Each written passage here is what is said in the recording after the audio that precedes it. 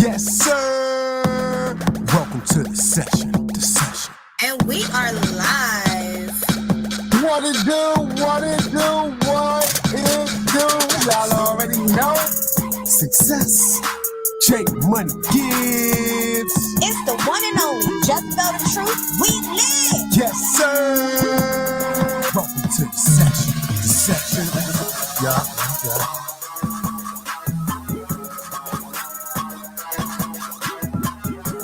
Okay. What's up? Look, we looking lit today, y'all. What's going on? We lit. I want to do one of those Family Matters terms. Ow! Yeah, my name is all like Sixxcess. And it day, Hey, I ain't gonna lie. guys.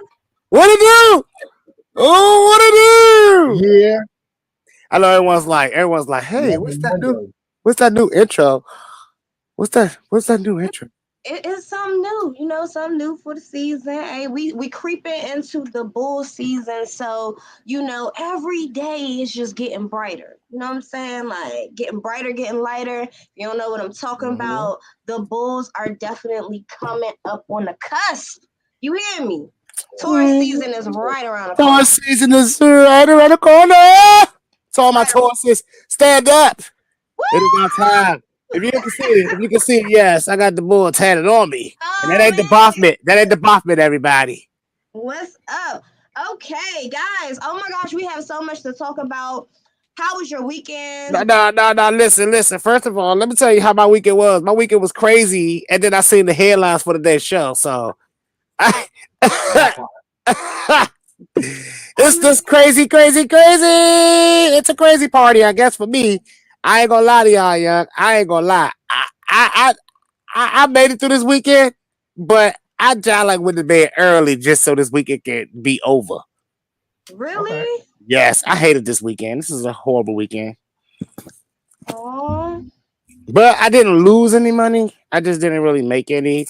So if the government is listening, I didn't make any money this weekend. J Money, how was your weekend? Man, my weekend stay lit.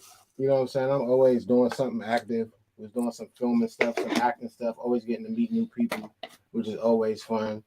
Making music, always fun. So I try to stay lit. Try to keep it a lituation. Okay. That's what's up. Well, what did you of do course, to keep it lit?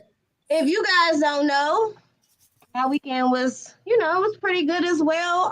Shout out to my older cousin Oniki. Happy belated birthday. Happy birthday. I had an amazing time hanging out with my people, Oh, we saw your story. It was lit. It was definitely lit. I enjoy hanging with my family though. I really do. And I need to get out more and be around them more. But whenever we link up, it was Now, I did get a glimpse of your weekend through your story. And it reminded me that I ain't doing shit. Yeah? I ain't doing nothing. What's wrong with me? You working? Pooey. So yes, it was very eventful. Prior to the weekend, if you guys don't know, I had a very eventful 4 days on social media. The back and forth has been amazing. Yeah, so guys want to know more, go ahead, go over to my personal page, check out my comment section, and follow from there. Outside of that, it's been a lot going on in DMV. As you guys can see from the title, we have lost another one of our local artists. So rest in peace, Trap Flavor Boo Wop. Now, I'm going to go ahead and just play a clip of, I think, one of the songs that they have posted on DC Artist with his memorandum, I would say. Okay. And we're going to come back and discuss the comments because, yeah. Yeah. All right. It was I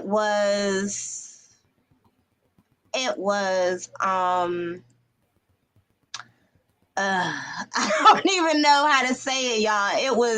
It's bad. I would say that. So this is the young artist. I don't know how old he is. I tried to research him, but he Talk to that bitch, eat dick. When I spin me a block, I'ma do it again. I'ma fuck on the bitch, I'ma fuck on her friend. I'm back on the block and I'm clutching my stick. You moving this mission, your ass gon' get hit. I'm watching they car so you can't get up. Yeah, we really got J's, yeah, we really got Philly. Free from a lot of that boy was a bully. I'm not high niggas, not hard to get whooped. Now go out VA, still have fat shit on. I ain't putting shit down, gotta stay with it on. I be praying that I catch one they ass out of bounds. Every time we fish, man, them niggas not around. My dog got bags, yeah, he serve me time. We gon' keep on spin till we knock son down. Yeah, ain't hopping this car, you ain't knock none down. You ain't leashing on me, yeah, you. Okay, I think that's enough. Did you guys hear that? I heard enough. I mean, I like the beat crank. He actually was saying some catchy stuff. Yeah. I'm trying to It's all catchy. Anything is catchy that rhymes, man. I mean, but That's why we like Puff the Magic Dragon, Hickory Dickory Dock. Anything catchy that rhymes, no matter what it is. no, I actually like a couple of. I mean, I don't understand. I'm not listening to what he's saying, but just the whole little bop of it and the beat, Exactly. like, is You're not listening to what he's saying. What is he saying? I mean, Exactly. I totally listen. Like, see, because I'm still cultured, and like the streets still embrace me.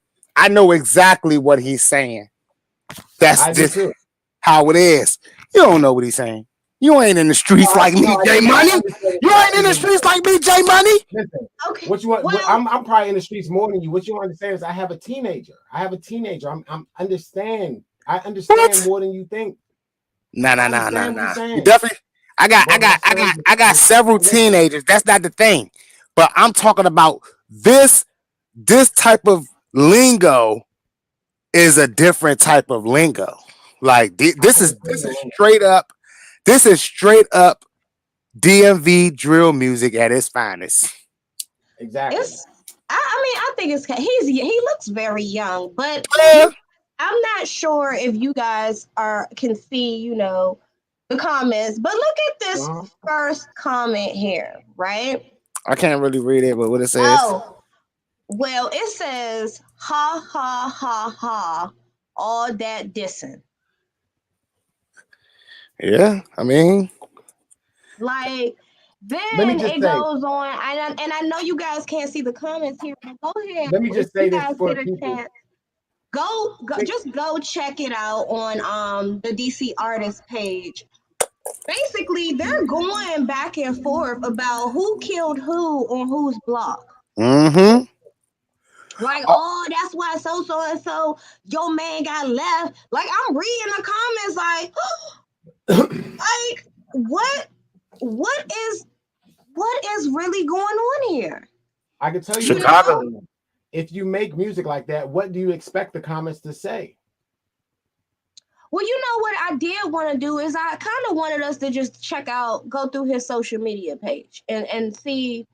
Let's just go ahead and give him the shine that he deserved when he was alive. So look, this is not nothing. Everything that I'm saying is what the Chicago scene was looking like when Chief Keef, Lil Mouse, Lil Durk, and all them was up. And look at them now. And now the DMV is just following in those mighty footsteps. No, they're not. Yeah, they are. As far as replicating behavior. No, they're not even replicating the behavior. These motherfuckers was getting money and doing something. These motherfuckers not.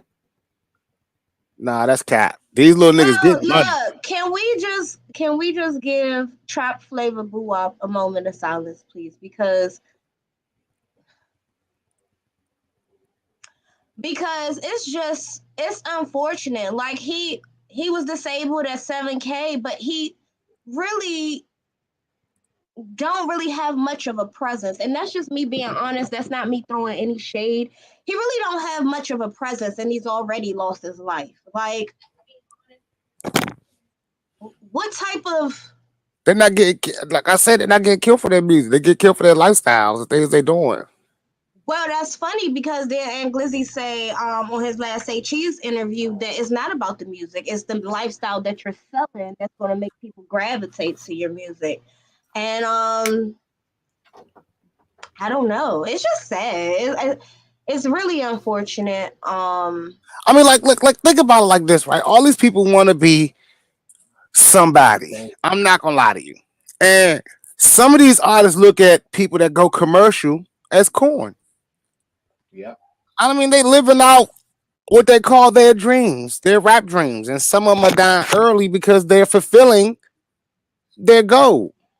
You know, like half of these kids are paid. They're making money. They're getting paid gigs. They, like you said, they we may not know them, but the minute they pass away, DMV, one of them sites is throwing them all up the things. Paid gigs. I mean, they may be getting paid from their music on social media, but paid gigs? Nah, I doubt it. I haven't seen it's easier to get a paid gig than it is. A lot of people still not understand. It's easier to get a paid gig than it is to get streaming money. In a club, that's why it's easier. Like imagine, like you not like you can make way more. I make more money getting booked for house parties and house events at people's houses. I make way more money. He was beefing. Like would these young artists that's beefing.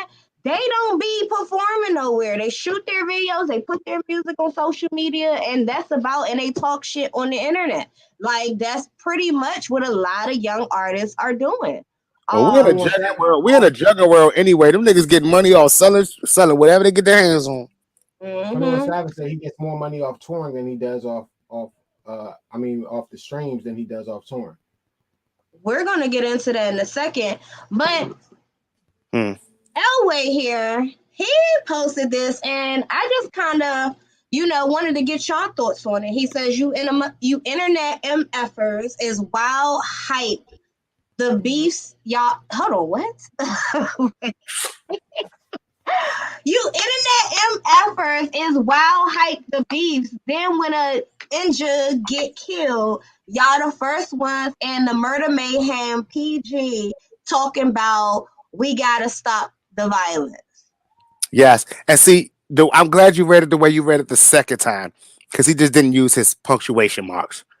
But you internet MFers is wild. There's a period there after wild. Then it goes into hype the beefs. Then when a nigga get killed, y'all the first ones in Murder Mayhem PG talking about yes.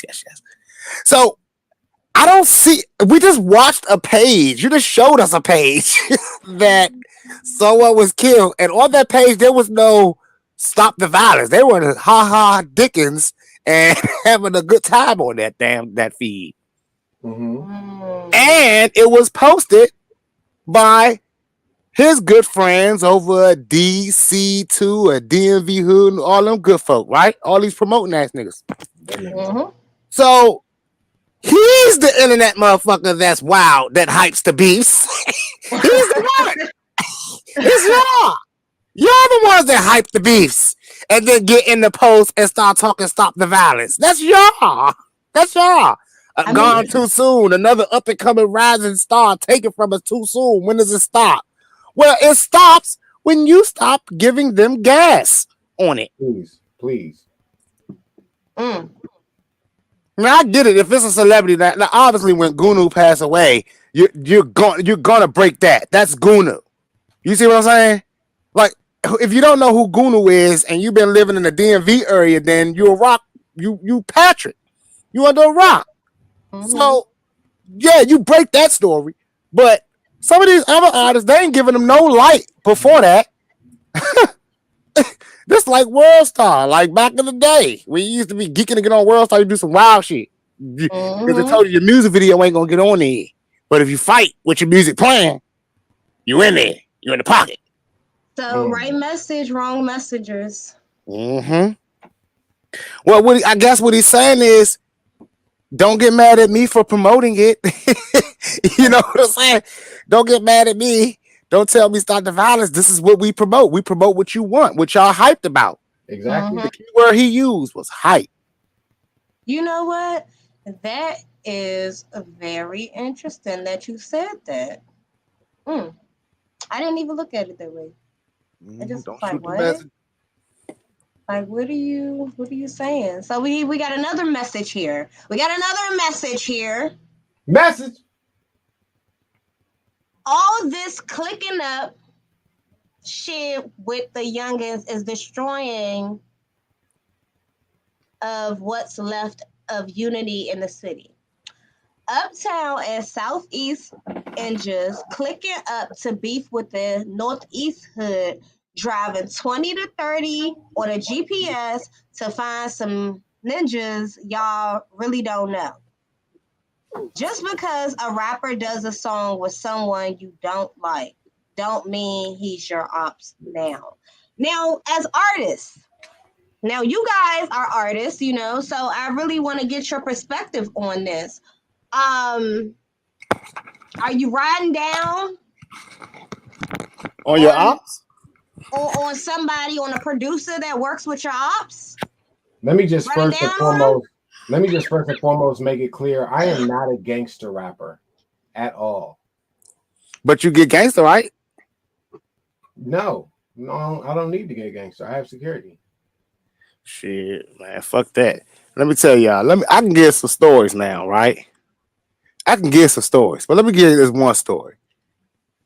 My producer friend, right, was beefing with another set of artists. Why? I didn't even ask. But we were working together. So when they approached him and robbed him, and he came to my doorstep after he got robbed, yeah, I felt like it was my responsibility to help out my producer. Did we ride around and get that shit back? Yes, we did. I mean, like, because honestly, I think for real, with rap or any type of thing where you say you're a business owner, right? Okay. You can't allow yourself to be pushed over. No. You have to know when to hold them and when to fold them. That's like Kenny Rogers said. I mean, you definitely do. Oh, okay. So I think I got stories too. I think what he's saying, I think what I'm understanding he's saying is, so you guys are artists, y'all work together, and one of y'all have an op, and basically the other, okay, so let's say Six, you got an op or whatever, and J Money, he's saying like, if the producer that works with you works with J Money, should they come and get J Money? Like, he has nothing to do with the situation. Like, I think what I'm getting is one person has nothing, like, is not even beefing with, don't even know what's going on. Right? But right. Look, all right, let me explain this to you. Let me ask both of y'all a question. If y'all were in a situation where I'm inviting y'all to a studio and y'all know that this studio gets robbed all the fucking time, shit be happening at the studio, niggas don't know what the fuck's going on. I'm like, shit, come to this studio. It's not good for business, period, to be going to a location where shit, it's a danger zone. You know what I'm saying? Unless you like, all right, shit, cool, I'm down with the shit, whatever the fuck it is. I got my joint, I'm gonna go down, whatever the fuck happens, I'm down with. You putting yourself in a situation. I'm not about to go with somebody and ride for some shit that I don't know shit about. You feel what I'm saying? Like, nah, don't put me in that situation. It's not even you riding with them. It's would you ride for them? Like, if yes, like, I would. You just like, yeah, man. I mean, ride for them, yeah, because there was a situation where my studio got robbed. You know what I'm saying? And I was glad for the people who rode for me. I was glad that there was some other people there who rode for me. Else, you know what I'm saying, my shit would have got taken. Look, every artist that I work with knows I don't care if we're all in the same circle. If you beef with one, you beef with us all. If you step out the circle to beef with one of us in the circle, I'm not going to step out that circle with you, right? If all three of us is hanging together and you come to me and you say, hey, I'm not fucking with J Money, blah, blah, blah, blah, blah, blah, blah, blah. Well, I'm not going to say I'm not fucking with J Money either, right? Now, the reality of it is how you act. If you're not fucking up what we got going on, the business that we got going on, I don't give a fuck about you and J Money's beef. Okay, so here's a question. If a rapper does a song with somebody you don't like, are they now your ops? Yes, if that song is an op song, if you get on that song and you talking grimy on me, and you get, and then you supposed to be another rapper, and you get on that record that's talking grimy about me, you with them. It don't matter. You're with them. It's like that Snoop Dogg and Tupac situation, right? Mm-hmm. Did you see Snoop Dogg's new interview about that Hit 'Em Up record? He said, I told Pac, I don't like it. It's not a good deal. Don't do it. Like, don't drop it. Snoop always chose to stay out of the East Coast, West Coast beef. Even when he addressed it at the Soul Train or Source Awards, he still was bringing it from a point of, we supposed to be together. You know what I'm saying? He never put himself in that joint where it was about that. So he stayed neutral. He outlasted all of them too, though. Of course, because everybody else chose sides. So when the bullets started flying, you was on the side. You was there. Yeah. Like, you were there. So like, at the end of the day, you can make these decisions. These youngins are young. So y'all have to understand, these decisions that they make play a major impact on their next 10 years. Mm-hmm. You see what I'm saying? Like, the clicks they choose is going to determine how far they go, regardless. Yeah. Regardless. So if you think that you're getting with the winning team and not knowing your research, shoot, sometimes it's just like, hey, some people ask themselves why a lot of the bigger artists that be in the beats and stuff get out, or why are they like at the top of the food chain? Well, the only artists that are protected in those type of beefs, street beefs, are the artists that feed their generals and lieutenants and warriors and their neighborhood. Mm-hmm. If you're only making money and flashing it online and showing it that you got it and no one else got it, you're not a protected asset. Not at all. New hashtag that's been going around, I don't think it's new, but it's been catching my attention, is don't get spanked. Hashtag don't get spanked. And this is Rock Kelly and Zola Monet. You guys, I'm gonna play when I switch screens. Y'all gonna hear a clip of the. Light it up, light it up, light it up, light it up, light it up, light it up. Put a one in the air, put a one in the air. Light it up, light it up, light it up, light it up, light it up, light it up. Put a one in the air. I'm never going down. I'm really going down. Yeah, I'm on my own now. All my niggas in the air. Well, let's rock a chase so all my demons disappear. Homicide is the reason we chose. All right, so I'm gonna actually have to go back and watch it to see if they list like all the artists that have passed away, because this song is supposed to be dedicated to the many artists we've lost due to gun violence in the city, right? Mm-hmm. And what was interesting about this post that I saw was, and no disrespect to this guy, but they had him out. Yeah, Mark Chopper. Right. So, no disrespect to Mark Chopper. I know that he promotes protecting yourselves and, the right way, the legal way to obtain these gun licenses and such, right? Right. But what my issue has been is him, along with a lot of other people, that it's been a heavy push, and it seems like the violence is just skyrocketing, right? The more they promote, like, my bad. The more it's, to me, this is my opinion, it seems like the more him and other people have been promoting this concealed and carry gun license, you got to protect yourself. Who are they protecting themselves against? All this, it looks like this movement just basically encouraged the young people to just hold guns, and now they're just misusing them. you know, at first it was like in light of the George Floyd and police brutality and what was going on with Trump being president, and oh, we got to protect ourselves against these racists, and then that died down. But it's still like, oh, get your conceal and carry license. You go to the class, it's probably like an hour or two, sign some paper, go fill out some paperwork, do your background check, boom, now you holding. You know what I'm saying? And I don't know. To me, it's like a direct link. I feel like it's a direct link. Like it's been more they've been pushing this stuff, it just seems like more and more youngins are getting guns in their hands and they're killing each other, whether it's legal or illegal. I mean, I gotta come to Mark Chopper's defense, right? Mm-hmm. Because he's been put on that pedestal like that because of the city that he's from. But he's no different than any other gun enthusiast that we follow and that we watch, right? Mm-hmm. He's just the product in the city, and the city is on fire right now.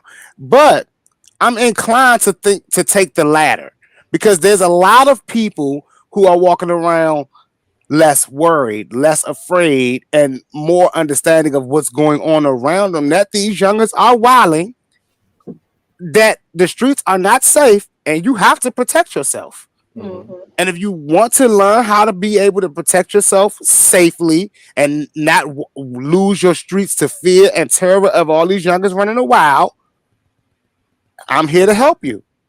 Now, will there be youngins that follow me?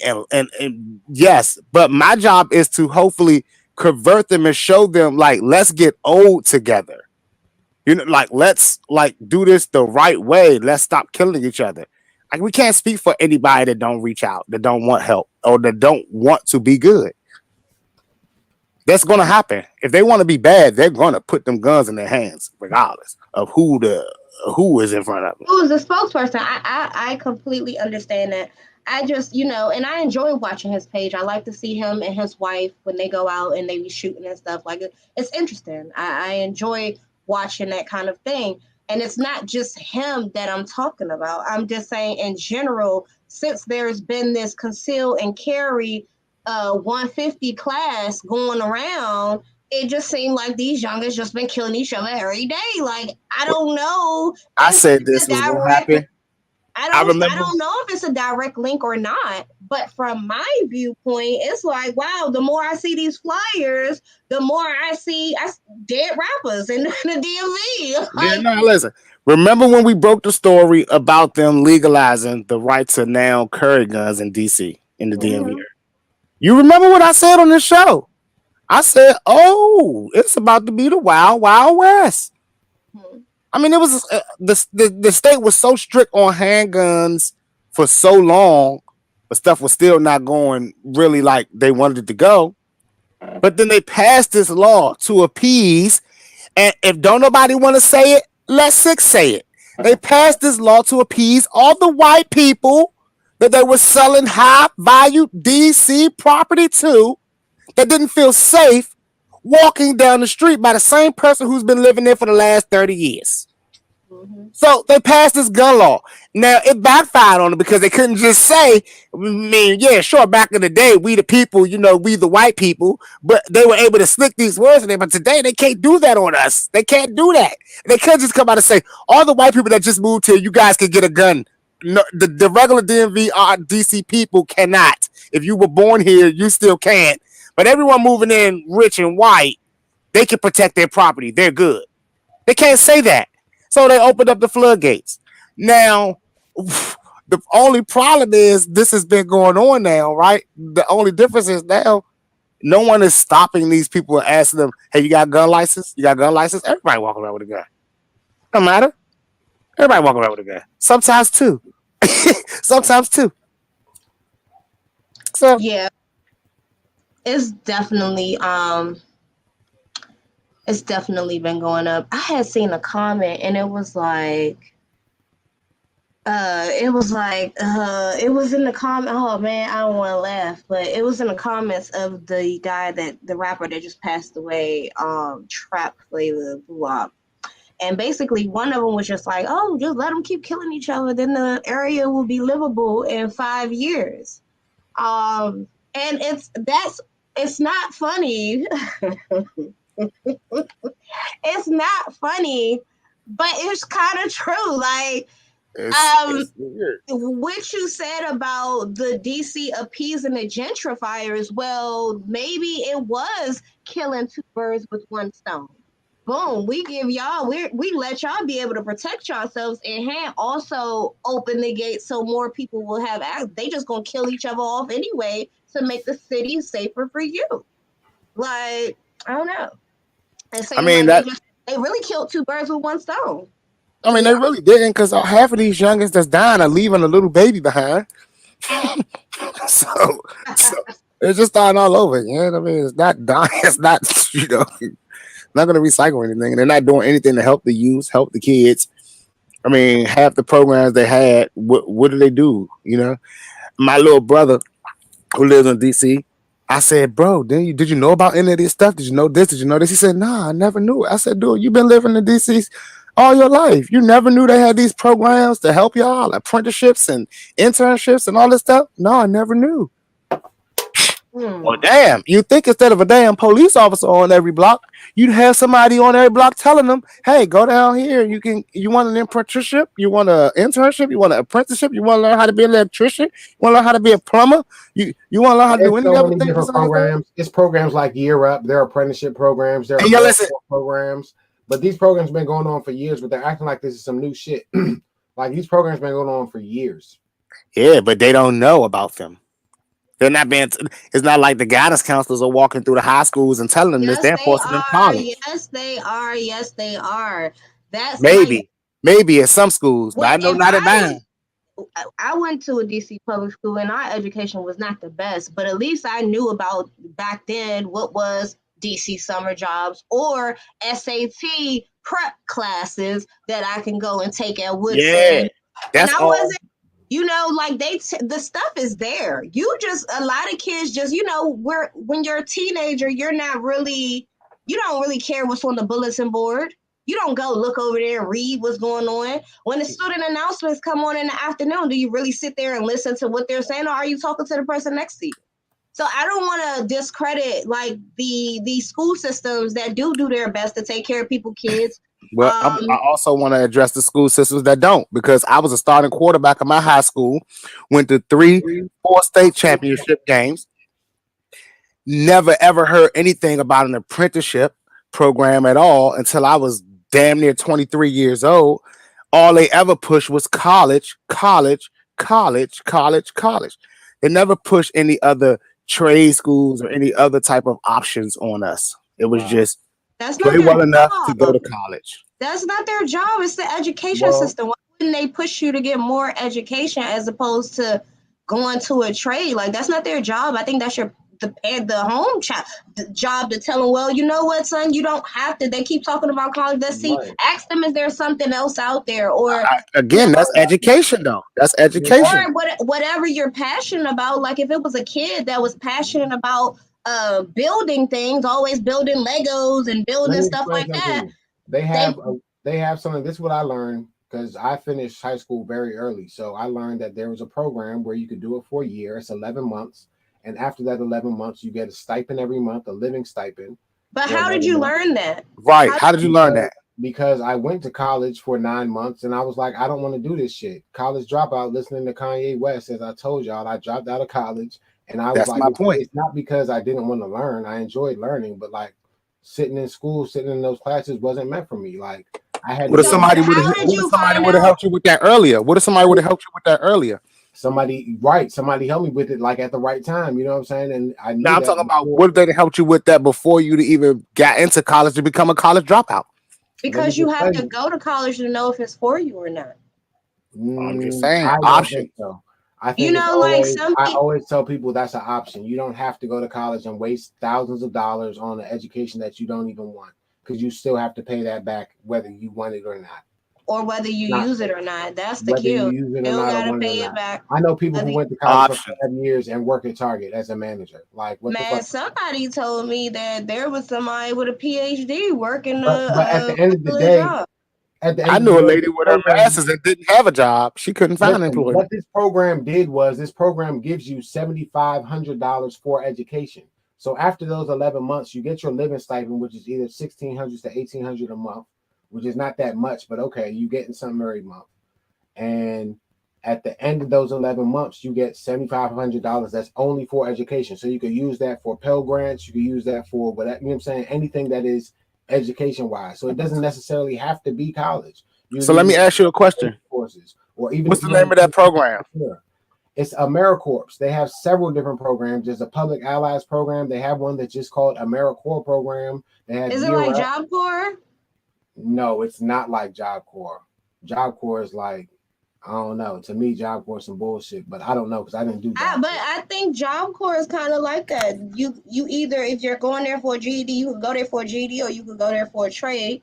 You get room and board, you get a stipend, I think, and then you get educational money to go to college, or I don't know what if you could do something else with it, but I think Job Corps looks like that. At the end of the day, there's several options out there that we found out about, or we've been privy to, but we understand that not everyone is privy to that information. We understand the slave master said not everyone could learn how to read for a reason. I mean, I found out about it because I heard Michelle Obama did it, and I was like, oh, for real, Michelle Obama did this program? Cool. Let me, you know what I'm saying, do this program Michelle Obama did before college. That sounds dope. You know what I'm saying? Like, this is a program I heard Michelle Obama did before college. That's how I found out. So what was your interest? What did you go to school for? Like, what was your interest? What was your interest? So you saying, because what I'm hearing is that you went to school and then you realized you didn't like it. You saw Michelle Obama do something. You decided, oh, I want to do that. What did you go to school for in the first place? I don't even remember what I went to school in the first place for. I went to school twice, though. I went to school at PG Community, and then I did Full Sail University. I know when I was doing Full Sail. You don't remember, so you never had a passion to go to school. You just went? Yeah. Oh, see. Because? I thought that's what you were supposed to do. Thank you! Ding, ding, ding, ding, ding! Back to what Six was saying in the first place. Because that's what we think we have to do.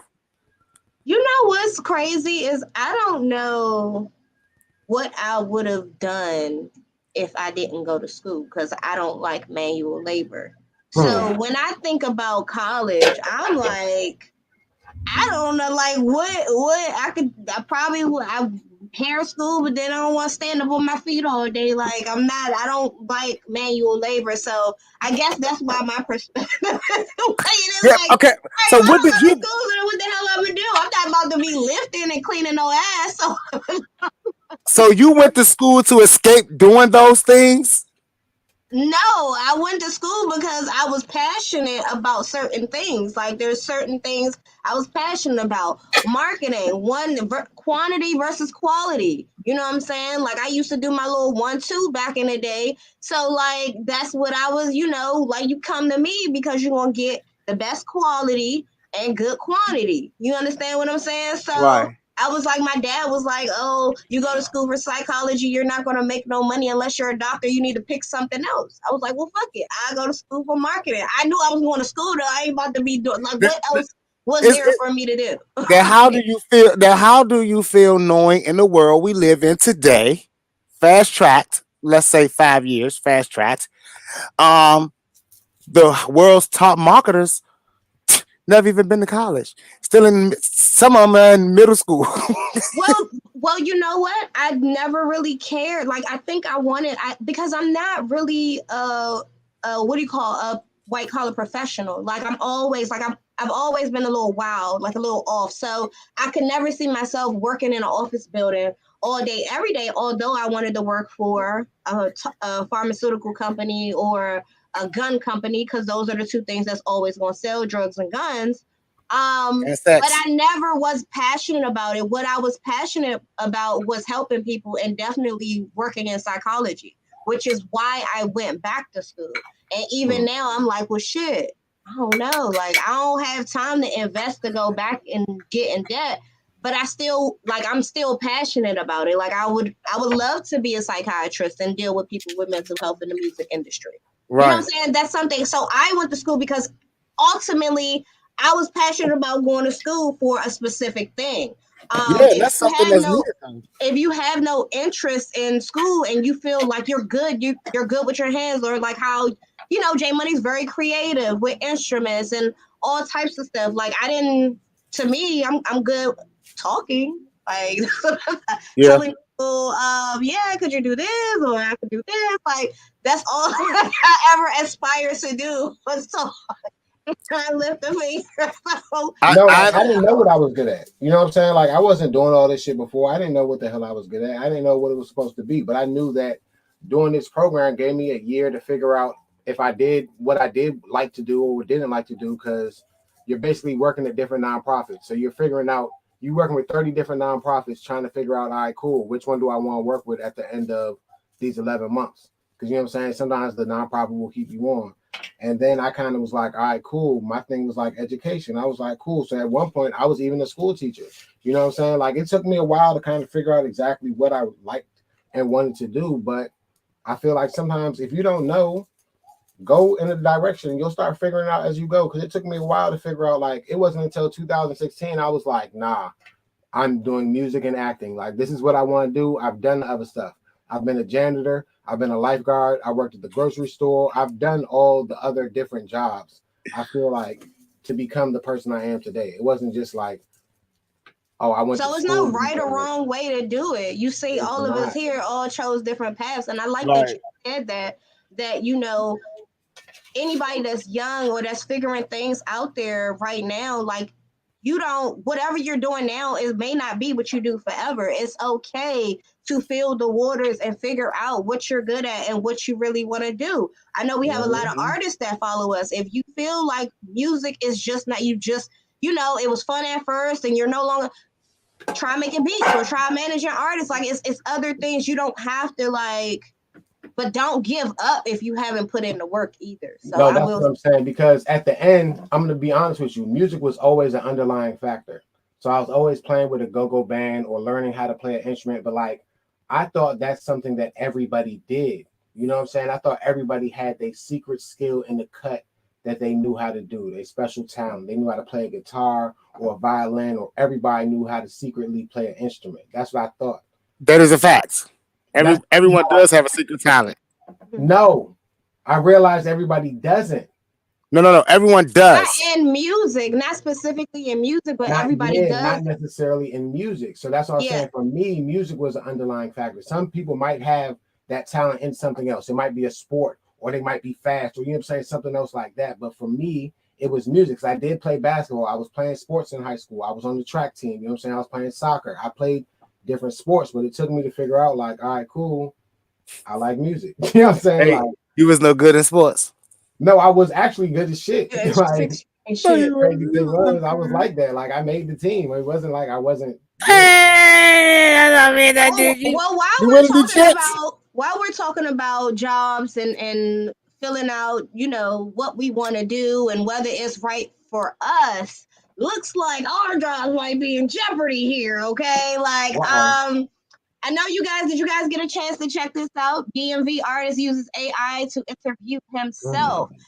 I'm gonna play the clip. And how much of a loser do you gotta be to do that, young? I mean, that nigga like he was talking to Vlad, the whole loser, bro. I mean, let's just. Bro, like, you could have just talked online for that shit, man. Like, this nigga didn't even make it serious, bro. He tripped out. This is hilarious. Music. And when did you know that you wanted to become a rapper? Right. I started doing music like in 2010, 2011. I was just doing getting shit off my chest, you know what I'm saying? Being young, going through shit, letting that shit go, putting it on the beat. He sound like he lying. I don't know him though. I'm just rapping on the joint. He sound like the AI. Music often touches on the realities of growing up in Washington, D.C. Can you tell us about how your experiences have influenced your songwriting? Just everyday life, going through the everyday struggle that I'm still going through, still here. So when I be doing music, I feel like every song is different. I'm going through different shit in every song. Like, that's what makes music so good. I can connect with so many different people. going through different situations. You know what I'm Right. saying? I've been through different little situations and shit too. I just put it on the beat, get it on my chest. He just said a bunch of nothing. It inspired you to pursue a career in music, and when did you know that you wanted to become a rapper? Right. I started doing music. Hey, yeah. Could you imagine though? Could you? Actually, I do know who Wanda Nero is. But at the Could you same imagine? time, like that's how most of my So look, J Money in acting, you understand, like they do things like audition tapes. And I guess he was trying to show people that I'm a pretty good interviewer. And if people are not taking the time to ask me my story, let me get it out this way. Now, would we invite him for an interview after watching that interview? Let me first and Do foremost you tell think that would be a good interview to have? let me just first and tell you, like, no interview can top that interview. I would not invite him on here to interview that. We can't top that interview we had with the AI. Did you hear the conversation? Did you hear the intellectual dialect of the interview? I learned so much I about the did Washington, hear D.C. that. area and the rapper from this interview. There's no point of having him on any other show. I I think did. what he did is freaking awesome. I think he set a gateway for DC to start getting interviewed by AIs and let the AIs interview you because nobody else will. J This is Money great. about to let the AI by But AI you interview. know what? I He do met. think that is good practice, and I think it is good for you for some people that don't want to do. Like some people just don't want to do interviews. Well, sit there with the computer, ask yourself questions, and tell your story. And let your fans hear. I don't think it's really anything wrong with what he No. did. The only thing is the AI. I'm not sure if it has like rebuttal or follow-up questions, or is it like programmed so Yes. whatever you say Like, it's not really that interactive? It's just like it's asking you a question, you're just going to answer, but it's not going to like really care to like, oh, okay, well, you said I forgot what he said because he just said a bunch of nothing, honestly. Well, yeah, I I've mean, been one, doing music for a long time, I and I mean, knew first I and was going to do foremost, music since I was small, but then when I was small I was doing music for a long, like, what the fuck is you talking about? listen, that would be a great practicing tool only if you did not put in the questions. It's kind of like psycho. That's like talking to yourself. That's like saying, well, I have a peanut butter and jelly sandwich today. You know listen, what? I think I will have a peanut butter and jelly sandwich today. Like, exactly. really? Like, There's no no. point of having an interview if there's no breaking news, right? You Right. There's watch no the point of news having an because interview with no intellectual dialogue back no, and forth. listen, you don't even have shit going on. You don't have any upcoming shows. You don't have an album dropping. You don't have a single dropping. You don't have a video release coming out. You don't have an album release party happening. You don't have a motherfucking thing going on. So in your interview, how much can you get besides, yeah, when I was 10, I heard a song and I was inspired. And from there, I was like, I'm going to make music. You know what I'm saying? Yep, And yep, yep. that's where my story, that's how I got here. And now I'm about to be 40. And you know what I'm saying? Like, so I've been doing music since I was 10. Yeah, but like talking to that bot made him talk boring because he didn't take it serious. The energy that's given to you is the energy that you're going to give back in the interview. That part. But I let's play the good side of things. If you could find a way to make that bot, as a practice, you could make that bot ask you questions that if you have an interview coming up, right? Right? And you And ask them, send me the list of questions that you're going to be asking me, and then you put them in there and you practicing so you already can be prepared. Especially if you got some type of shit going on and you don't like you want to make sure that you don't say the wrong thing. So that's a good tool, but only that way. But not with you putting in your questions and then you going and answering it. I'm That's actually, you know what? I'm going to do that because I'm gonna do that. I mean, that's what a I'm lawyer gonna go does ahead and before a try and do case. that. I'm gonna go ahead and try, because I be asking some juicy questions. So if I interview myself, y'all, I that's mean, gonna that's be what a lit. lawyer does before a case. That's what a lawyer does before a I want. proper case. That's what you know what I'm saying. A lawyer's there for before an interview and stuff like that. When people are going in front of the public eye, they're like, all right, make sure you talk about this. if it goes this way, you know what I'm saying, say this, you know what I'm saying, like they give rules and stuff of what to say, what not to say. Yep. You know what I'm saying? Yep. But that's being prepared for an interview. Some people are naturally prepared, some people aren't. Yeah, I'm blessed. I'm blessed. I'm always ready. Okay, so this right here, you know, situations like this really grinds my gears. It really grinds my gears because I have a low tolerance and I have a little bit of patience. And I know that this is why I can never be a police officer because I would be behind bars, you know? Like, these citizens feel like they can do anything now. And it's always for some reason, I know that other races do whatever they do, but just know the energy that what you just say, the energy that you give out is definitely the energy you're going to get back. Yeah. I feel like Sometimes I don't know what happened before they started recording, and this is why I get irritated because I don't know. You start recording after you start the commotion, and now it's like, oh, black kid, black dude, white cop. He could scream in the white cop's face. He could put his phone all in the white cop's face. You know what? Let me shut the hell up and play this video for y'all because y'all just pulled up. Y'all just pulled up. Why you pushing me? What's the investigation, though, officer? That's fine. What's the investigation, sir? Investigation. Investigation on what? Investigation on what, sir? Investigation. What are you investigating, sir? Investigating. Okay, baby. I didn't know you was an investigator. I thought you was just an officer. Me too. I'm a police officer. What badges do you have, sir? Yeah, huh? What patches do you got on your badge, sir? Huh? I didn't know you was an investigator, sir. Huh? You're not even a chief yet, sir. How you an investigator? Are you illegally searching this man's vehicle? Huh? Let me. Hey, don't put your phone in my face. Let me find out. Let me find out. Back up, please. Back up.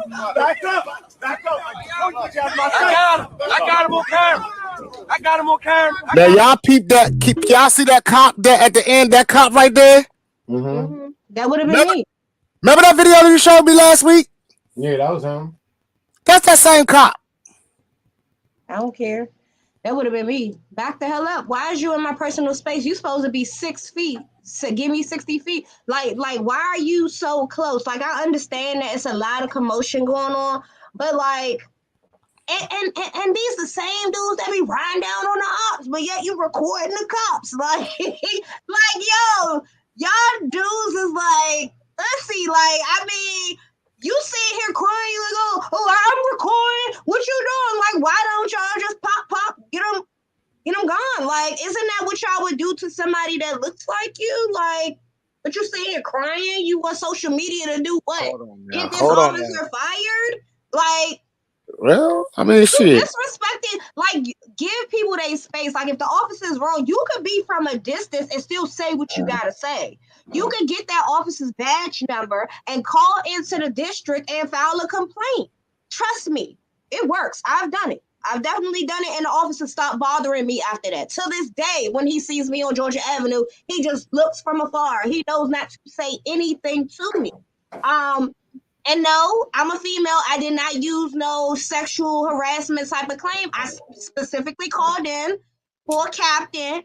You know what I'm saying? Gave his badge number, and I said what I said. And he never bothered me again. But this irritates me because I feel like y'all, like, black men got to do better. Like, you didn't, like, it could have he wouldn't have put his hands on a dude if the dude didn't have a phone all in an officer face, screaming and hollering. Like, I mean, that's not against the law though.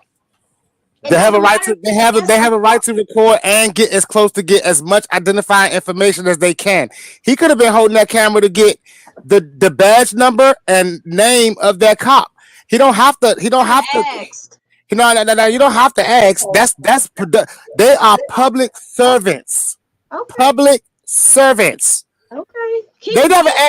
They They never answered why they were there in the first place. Investigation? Well, the owner of the vehicle is right here. Investigation? We're talking about two different officers. I understand exactly. Them. Like the dude that was talking to the officer that was just like investigating. I don't have no problem with what he did. My thing is you're still a punk because why you were like you sitting here crying and recording like, but you'll get on a music video or you get on Instagram and hold your gats or whatever, talk about riding on ops. Hey, like I don't like that kind of pussy behavior. Like no, you gonna ride? I know artists whose whole career was funded because of a situation like that. He got a settlement check for 200 plus K. Went and bought him a Sprinter, a nice old Bentley, got him a good old record deal, and moved on out to LA where he ain't gonna be getting harassed by the police in DC no more. So get that check, man. Y'all go get that check that they write in. If they want to keep being stupid because they get paid to do that, they got a little severance and a little bonus that they get every month to make those type of dummy mistakes because the city knows they're going to do it. They put a little insurance on it. So y'all, they're going to keep doing it. Y'all just keep being smart. Don't put y'all hands on them. Let them act like aggravate them and get all like, you ain't gotta be there. You ain't gotta be there. The people live there.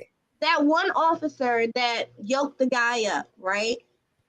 What did he do for them to be like? For that dude to be like in kissing distance? Like, dude, like he all in their spot. That cop is in their spot, not the other way around. No. I doubt if they own that street. What's the hoodest spot you ever lived in? Who, me? Yes. 640. And like that's where like the cops really run down and like keep popping up and jumping out and all that good stuff. We had housing fucking harassing us all the time. We had the jump outs harassing us all the time. Like all the police right there, 3rd D, 5th D. Oh, yeah. Yeah, they do that stuff. They do that as forms. They're trying to intimidate. They're trying to assert their power. As a youngin', right? As a youngin', and this is where my ignorance was, like,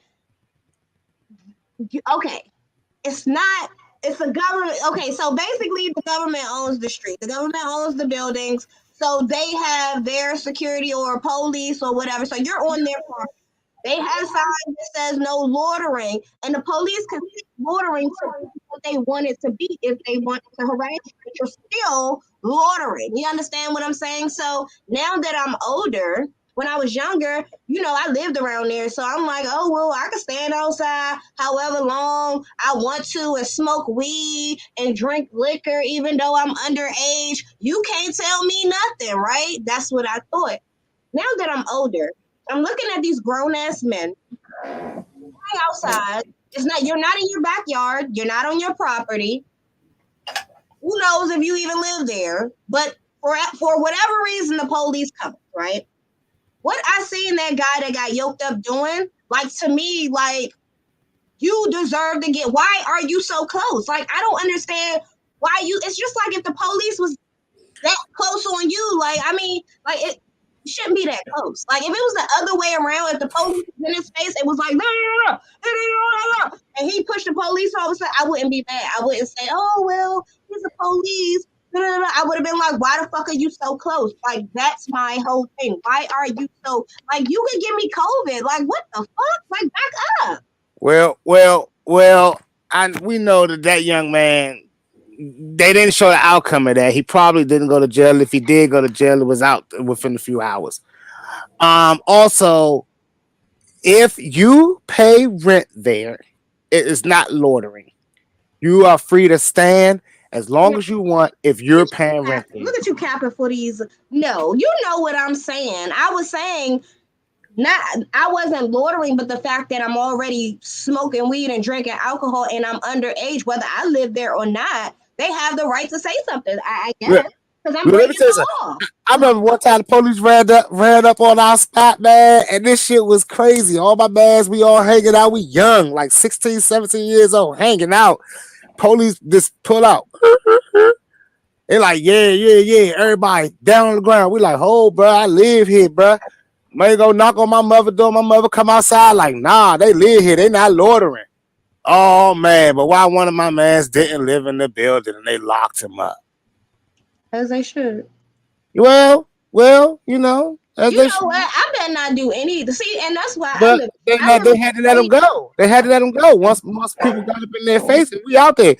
There's a lot of people that will not be letting their stuff just be taken and their stuff. And honestly, when it comes to the police, like trying to assert themselves on something where you gotta live, I don't know. It's tricky. Because DC police is weird anyway. None of them is from DC.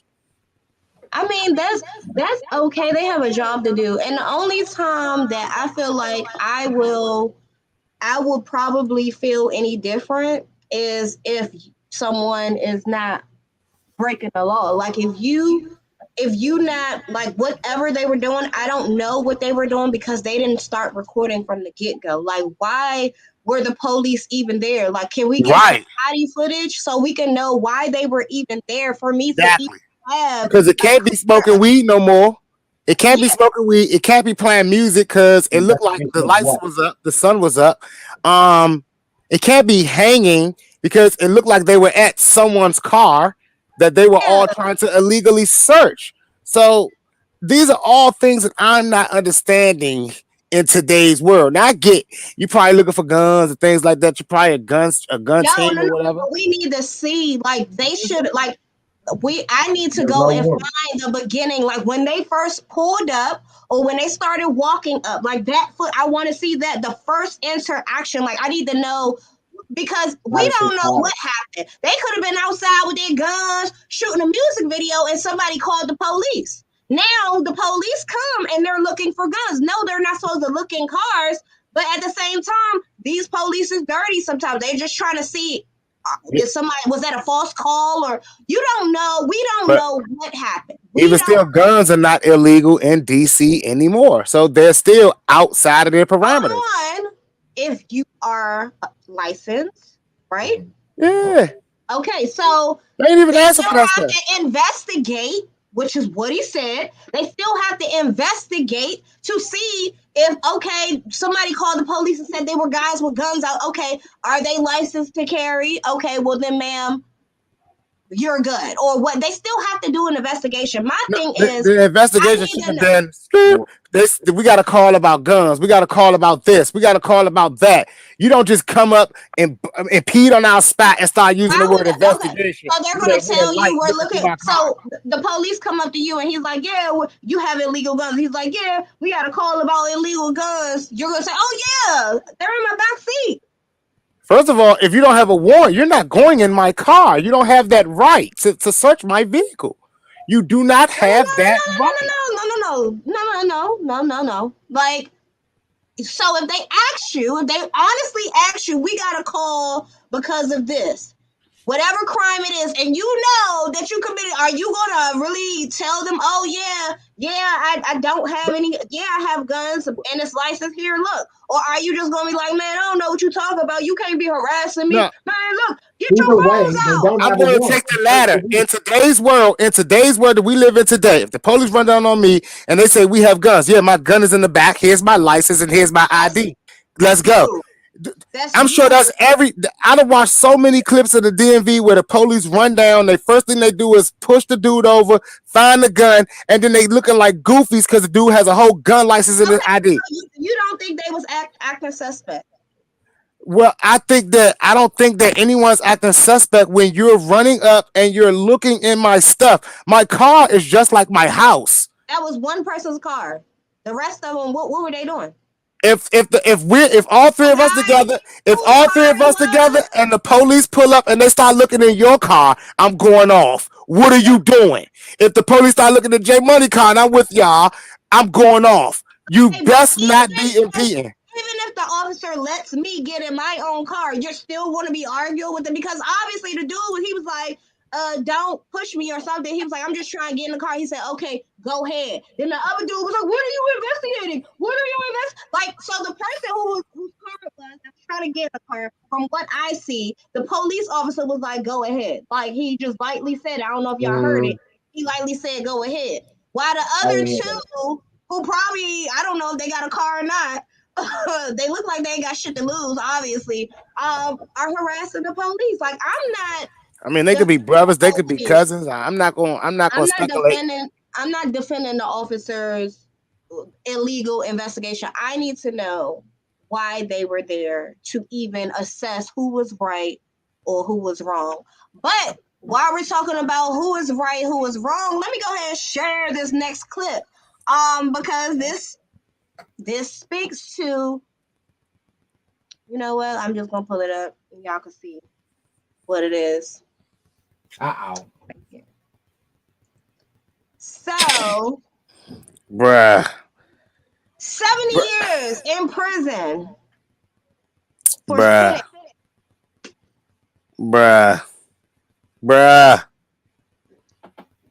Yeah, so let me go ahead and play this for y'all. Here we go. Years in prison for a Lubbock man found guilty of spitting at Lubbock police. A jury handed that verdict down to this man, 36-year-old Larry Pearson, today. He was found guilty on 2 counts of harassment of a public servant for spitting at the officers. Pearson was arrested in May 2022 for a domestic violence incident.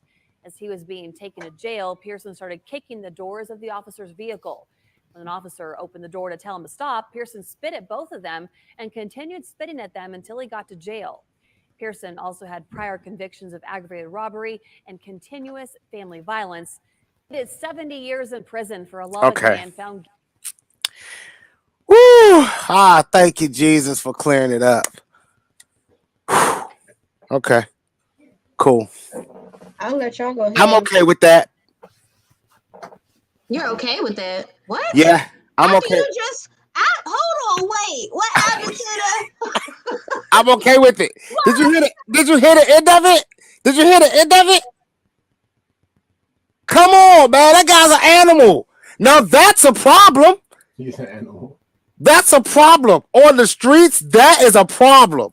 He's out. He's domestic violence. That's crazy. Let alone, I heard aggravated robbery. I heard assault in there. I mean, Jesus Christ. All he did was spit. No. No,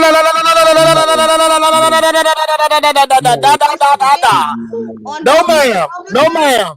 That is not all he did. That is all he. They said that they arrested him for something else, right? They got a call for something else, but because he spit on them for more than, I guess, however long it took them to take him to the police station. Listen. From what let me tell you what I gathered from that nice white lady that was speaking. What she said was, while he was beating on his old lady and calls had to be made, the police got there and he had to be then arrested. While being arrested, he chose to put up a fight and destruct property and then spit on 2 cops, all while already having priors. So he was probably out on probation or some type of situation where it's like 3 strikes, you're out. So if you wilding like that, yeah, you ain't gonna do that. But when you get out, do it again. No, listen. He has 70 years. He's going to be spitting while he is in jail. Like, if he doesn't spit while he's in jail, they'll probably leave him in the hole. Hey, he might spit on a CO. Hey, you remember that movie, son, where the dude was like, oh, it's 10 years a bullet. Here's 10, 20, 30. What the cop was like, oh, you want to keep spitting? We're going to add 5 years every time you spit. Go on, keep spitting, Mr. Spitter. That's 35 years already. There go 40. There go 50. There go 60 times. That's how we got those 70 years. Woo! He spit 7 different officers and got 10 years each. I wonder when he got in court and they said that to him, did he swallow his spit? He's definitely I'm sorry, when you said he's an animal, he's definitely a fucking animal. Yes, keep him in there. Don't have him like Hey, dog, listen. I don't feel safe with my kids around this motherfucker. Me neither. This spitter. I don't want no man spinning around people like that. That's crazy. You talking about this? You talking about a man being too close to a man? That man actually let fluids leave his mouth. Disgusting. I can imagine what you'd have done if you was a cop, Jezebel. That man have been buried on a t-shirt. But listen. Actually, you know what's even better? I would have sent them to this jail right here that we about to talk about. Bruh. Yeah, so Bruh. No way. No way. Ain't no way. He wouldn't even made it 70 years here, y'all. Like, okay, so this is not funny, okay? This is nasty. This is not funny. So I don't want to see nobody laughing. This is not funny at all. Okay. So, bruh, look at the picture they tried to show. A misdemeanor. His family's attorney provided this photo of his jail cell. It's filthy and only offers a glimpse of how bad conditions were. Oh. Thompson's body, his face and torso covered with bugs, are too graphic to show on TV. Harper says Thompson was diagnosed with schizophrenia, but was physically healthy when he was booked into jail. There is no excuse for a mentally ill inmate to be. 35-year-old LaShawn Thompson was arrested last June for simple. Well, I can tell you one thing. He didn't use spit. If he used spit, his cell might have been a little bit cleaner. He could have spit cleaned it, or you know what I'm saying, done something. I mean, they say he wasn't even in there that long. If I heard them correctly, it was like a few months. Hey, bruh, how you fucking sit in a cell for a few months? It was just a few months. Man, unless they fucking tell me that this man was in restraints. Let me just let you know. His Kelly should have been the nigga who got 70 years. The nigga who got 70 years for spitting, because he would have spit cleaned his fucking room. His shit wouldn't have been fucking dirty. Look, I'm not gonna lie to you, Young. I know that man family. I feel for y'all, Young, but bed bugs don't even eat flesh, so I think they must have had. They was there for a minute, but listen though, like, so they died. I didn't even see a bed on the damn joint. It was like a metal cot. I didn't even see. I didn't even see the bed there. That looked like somebody poured them bugs in that joint, bruh. Nobody checked on that man for 4. What jail is it that you can walk in and be left alone for 4 months in a regular cell? Obviously this one. Fulton County Jail. Fulton County Jail in Georgia. In Georgia? Mm-hmm. Shoot, the Young Thug and that joint living good. Nobody comes by the cells for 4 months at a time. I refuse to believe it. Listen, he was basically mummified in that motherfucker. Like, you seen the mummy when the bugs came and ate the motherfucker? Nah, that's terrible, John. That's actually crazy, bruh. That's crazy. So that means that there's got to be more cases in that jail of this. Of the mummy? No, of him, of bed bugs eating people up. Eating people alive. But like, come on, eating them alive though, bro. Like, listen, how many? Like, can I take a second to Google how many bed bugs it would take to eat a human alive? No, you can't. And let me just also say, how alive do you have to be for bed bugs to eat you alive? Like, you got to be dead as fuck. Like, what the fuck is going on in your life that you're that alive that you letting bed bugs eat you? Like, look alive. I don't know. I mean, you don't move, you don't smack them, you just taking. Bed bugs don't eat people. They don't eat people alive. Like I thought they just bite you, but I don't know. Eat you alive, they gotta eat you dead. Like, you gotta be dead for a bed bug to eat you alive. You can't be eaten alive by a bed bug. They don't eat. They just bite. Like they feed on blood. They feed on blood to sustain themselves. So maybe they sucked all his blood dry. So listen, he was dead. You see what I'm saying? Yeah, he was already dead. He couldn't have been alive.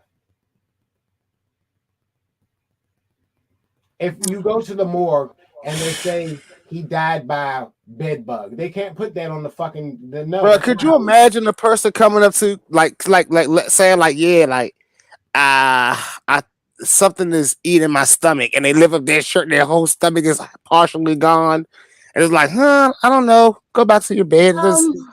Moving on. It's weird. Moving on. That's one of the most weirdest stories. That was one of the most weirdest stories to hit the internet I seen. I ain't gonna cap. What's his I think no, I don't know, because for me it's between this one and that story we just covered. I don't even. That don't make no sense to me. That don't make no sense to me. This? Yeah, that one right there, that story that's up there on the screen right now don't make no sense to me. Okay, because sometimes me and you be in sync, and sometimes we be on opposite ends of the table. But I'm just gonna read this little passage right here, and then we're gonna discuss, what we think and how we feel about the situation. So on Thursday, April 13th. This lady says her nephew, Ralph Yari, was on his way to pick up his two younger brothers from their friend's house a few blocks away from his house. So he was going to pick his brothers up from their friend's house, which is only a few blocks away from his house. Mm-hmm. He did not have his phone. He mistakenly went to the wrong house, 1 block away from the house where his siblings were. He pulled into the driveway and rang the doorbell. The man in the home opened the door, looked her nephew in the eye, and shot him in the head. Her nephew fell to the ground, and the man shot him again. Ralph was then able to get up and run to the neighbor's house looking for help. Unfortunately, he had to run to 3 different homes before someone finally agreed to help him after he was told to lie on the ground with his hands up. I was going to say how great of a kid Ralph is, etc., etc. But you know what? That's not even what got me. I think this is the part that I was looking at, and I was like, okay, another one of these situations. Yeah. So did they clarify if he's a white man or not? Getting to it, Six.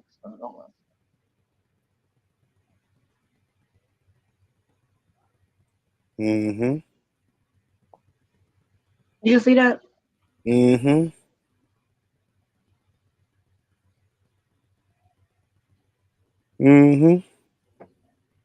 So if it was an 80-year-old black man, do you think it would be headline news? Of course not. But it would be news. It would be news. But it must, for it to be news, it must be already something racial about it. So J Money, I'm going to go to you first. When you first saw that or heard about this story, or as I was reading it, what was going through your mind? The shit wasn't making sense to me even as I was reading it. I don't shot twice. Like, I don't know. I can't even. That's good enough. That's good enough. Six off immediate hearing about it, reading about it. That's bullshit. That's bullshit. Let me tell you one thing that happens in many neighborhoods, especially city neighborhoods. Doors look alike on different blocks. So it's very much so easy to knock on the wrong door. I've done it several times, especially going down Saratoga. Everybody know how them joints look. You know what I'm saying? Shoot, I'd have been to my grandma's house and sometimes walked in my neighbor yard and my bad. Don't walk on my grass. My bad. Go back down the steps and go into the next yard. So no, that's BS. We don't know what type of day it was, but I'm assuming it was dark or some type of getting close to evening time. And the reality of the matter is, white people, especially old white people, they know who live on their block, up and down it. They know. I know everybody in my building. They know, especially them. They'd have seen that boy several times But the thing I read, it says something Oh, like so you hold on. Okay, so both of y'all saying bullshit, and I just feel like, okay, so immediately when I read it, I'm not gonna lie, I was just like, I just knew it had to be a white man, so I was like, okay, but I don't know, I don't believe that somebody because everybody has a Ring camera nowadays, so I'm also thinking like, so this dude just really just opened the door and just shot him, like that part I don't believe. Like I think something had to be said first or something. I don't know. I feel like this society wants me to believe that we're living back in the 1800s or something. I told you it's the 60s all over again. Y'all don't want to listen to Six. I don't believe that though. I really don't. I mean, I really don't. Let me see where he was again. Like Kansas City. He you was are in Kansas 100. City. An 80-year-old man does not. An 80-year-old man probably does not have the ring on his door. He probably went ham, looked through the peephole, and grabbed his gun behind the door. Mind you, if he 80, let's think about it from another perspective. Let's put another spin on it because we're talking about a 16-year-old kid going to pick up his two younger siblings. So if he knock, no one answers. I know my little siblings are in here. His knocks might have started getting a little aggressive, more aggressive. And an 80-year-old white man who going to take some time. Could you imagine how long he's probably worried, like, who's this at my door? What's going on? So when he sees as a black guy, oh, yeah. If he racist or not, this is his moment. At the end of the day, he had an opportunity to ask before he fired. So you think that he just shot, like it was no ill? You believe this story that the auntie put up? Yes, I believe that man shot that boy with intent to kill. Yeah. With malicious, racist intent. And he should get it. He should receive that hate crime law because he knew he could have at any second. When you got the gun, you're in control anyway. Mm-hmm. He could have, what you doing here? What do you want? Wrong house? Anything. Anything. If somebody opens the door and if you knock on somebody's door and they pull a gun out when you open the door, I feel like, oh shit, my bad, might be your first words. Like, and let's go ahead and address the fact that after he shot him the first time, he walked up to him and shot again. Again, 2 shots? Nah. What? No. So that's how the media wants you to react to that. That's why they put the story out the way that they put the story. They want that reaction from Black people. That's what they want, which y'all just gave them. What I'm going to give them is I need more details. Like I'm always one person that I'm like, I need more details. I need more clarity because. Hey, I'm with you in getting more details and everything. I refuse. I know that there are racist white people out here, right? But what the media is not going to convince, and I need to see. I need to see what the ring cam. I need to see the ring cam. I need to see this young boy's Instagram. What in the ring cam? You about to don't do that. I need to see this. What did he have a mask on? Did he not have a mask on? Was he barefaced? Like I need to see, like, what was there a threat? Was there no threat? I need to really see that before I just say, oh yeah, I'm sure he did it. He knew he's 80. He had to be racist. It's Kansas City. I don't know. Funny Marco says it's bad out there, but I really don't know. So you think the kid was making a lick before? The second shot is automatically, I don't know. I can't say. I honestly can't say because what I do know is that these young Black kids nowadays, they're ruthless. So they are going up every time you turn on the news. They're running up behind somebody, running in the house behind them, ringing doorbells, bursting in, burglarizing. Like you're seeing all of this stuff with these young Black teens.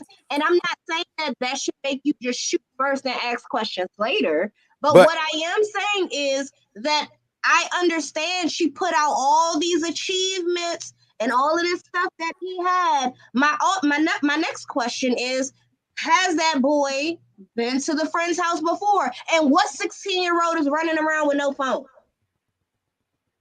A good kid, a good boy. And you right. I'm not saying. I mean, you making some valid points, but at the end of the day, do you think in today's world they would have gave us this ammunition? The media would have already put out. They would not have put out that story with the update. They would have made it known an 80-year-old white man shot a black teen while doing something illegal, or they would have protected that white man. This is America. No, they wouldn't have. Elections right around the corner, and the Democrats definitely want to get their vote. So they're going to inflame us as much as they can. Like, I look at everything like, I don't like when people play on black people emotions, right? So they didn't have to put the white-black thing in there. It's still wrong. Whether it was a black man that did it or a white man that shot that boy without asking any questions, it's the same level of wrong. The fact that you want to inflame my emotions because I'm black to be like, oh, it's a white-black thing, that's what I don't like. Why do we need to know the race of these people? Why couldn't it just be an 80-year-old man shot a 16-year-old boy, and then when they go to court, they're, oh, it was a white man. Oh, okay, now he's racist. But off GP, like, you want everybody to be, oh, and rioting, like, okay. Time out. Don't speak. Regardless, is wrong. No. Time out. My initial comments was it's bullshit before I knew it was white or black man. However, it was just, if I'd have found out it was a black man, that would have been surprising to me. Why? Because that's white people shit. Black people old black men ain't running down on young black teens. They ain't doing it. They not doing it. Since the days of Emmett Till, that's what it was been. The white man taking out a black teen because they think they can or because they feel away. So, nah, I really don't care who it was. The fact that they put clarity on it just furthermore gives me a breath of fresh air. Like, the world is not gone completely crazy. It's still the old white men doing the damn shit. Because who was it that killed that boy for listening to his music real loud in that grocery store? Old white man. I don't like being race baited, so I don't. It's like this, right? Until we address black on black crime, I'm not getting riled up, rioting for, marching for anything outside of that. Like, look, I'm still a person that gets in traffic, right? See somebody do a weird driving move and say, I bet that's a woman. And I pull up beside her, and I'm 9 times out of 10 it's a woman. Or see somebody driving like, how dare you in this climate? How dare you? I'm still that guy. I'm still that guy. I can't get offended because I'm a guy too, y'all. My name's Tony, and I identify as he, him. From now on, that's what I want to be addressed as, and do not address me as anything other. I woke up this morning, and I decided that I am a trans man. Okay, Tony. And I accept you, Tony, any way you are. However, what I am going to say is, I don't expect that type of behavior from no white man. What you doing right now, I don't expect that from no white man. It's going to at least be some type of way of breaking it to us. You see how Caitlyn did it? You see how Caitlyn did it? Can we just, for clarification, are you just doing the transgender or are you doing transracial as well? I mean, I think for today, I just be a black boy. So my name is Tony. I wanted to experience life as a black man for a few days and just see what it's like, because I know you guys have it so hard. I'll tell you this. Hop in my car in a little bit, smoke weed, change lanes without turning signals on. No, please use your signal. That's fucking dangerous. See if, the police beat me down. Well, I'm telling you, I've been on this show on record. It's not the police are not beating you down because of that. I'm a black man. Why can't they beat me down? Why aren't they going to attack me and shoot me when I leave out the house? So for the next few days, living as a black man, you guys follow my journey. I will be posting on my IG journey with Tony. 2 days as a black man. Hopefully I live to the third day because white people are just killing us every day. You know, like so. We'll see. No, so we'll listen, see. Stay like, tuned, guys. while you're Tony, go and buy you a PlayStation 4 or 5. Get you some. I'm gonna get a 5. Why would I get a 4? Hey, listen, I don't know what Tony's budget is for 2 days. You know what I'm saying? I don't want to just assume Tony's balling, but whatever Tony's doing. Why are you assuming that Tony likes video games? Because Tony's a man. Like, no, you're a black. Like video games. Not all men, like all. Not all black men like video games. I'm telling you, all the ones that's safe and in the house got video games. That's what keep us safe and in the house. Oh, see, I was saying, go get you something and enjoy your 2 days. Get online and cut some people out. And like be safe about it. You know, it's always a safe way to do it. Call up J Money and see how he does it. He says you're trying to tell me how to live safely as a black man. Thank you. I do. You know what? I love you, Six, because you are fully supporting this new journey of mine. Hold on. Of course, Tony. Listen. You are fully supporting this new journey of mine, and I'm just so excited to be one of you guys. Now, Tony, your voice ain't gonna be deeper than mine now. That's bullshit. now that's bullshit. That's why I'm drawing a line. But hopefully I could get a Gillette, sponsorship. Y'all see me shave these up, Well, you've been going ham though. You've been going ham on us brothers here as of late. I don't know what it is, but we didn't do it. It's 2023. All black men are not the same. Y'all have to know that. That wasn't me. That was Jzabel. That was Jzabel DaTruth. That wasn't me. Tony has no part. Why would Tony disrespect what he is? Tony already talking like a true heartbreaker. Look at him. Look at Tony. Yo, I'm telling you, these 2 days is Tony about to be lit. Bitch is about to be on my dick. Like, hey man, shit about to be lit. But anyway, I'm afraid. Okay,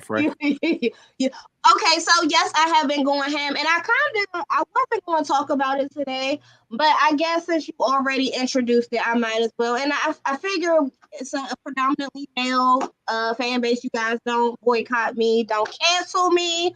But I got attacked on Instagram these past couple of days in response to a video that I posted. I don't know why this video that I posted enraged so many black men, and you know which ones? It enraged the ones that follow, like people.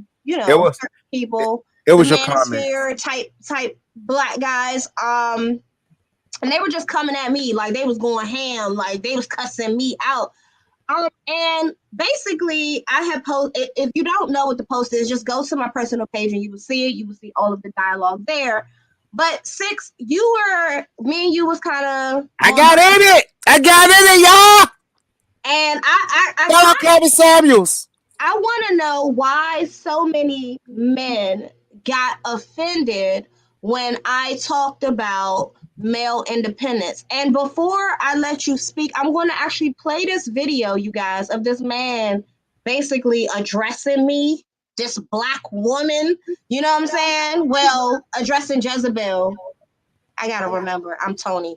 You don't even know who you are. But yeah, you guys, just, man, I feel like he cussed me out. Like, I feel like he cussed me out. Let me, here we go. Right here. Let me pause this and then share this. Here you go. Yeah. I feel like he cussed my ass out, but I don't think he was really talking to me. I just don't like how he was talking, but here you go. So, you guys, this is my comment here, and I'm going to play what he says. So a black woman recently left this comment under one of my posts, and I found it very interesting, and let me tell you why. She says, I never said we make more. I said we have our own places, and most BM live under a woman's roof. Now, let me tell you why I found that interesting.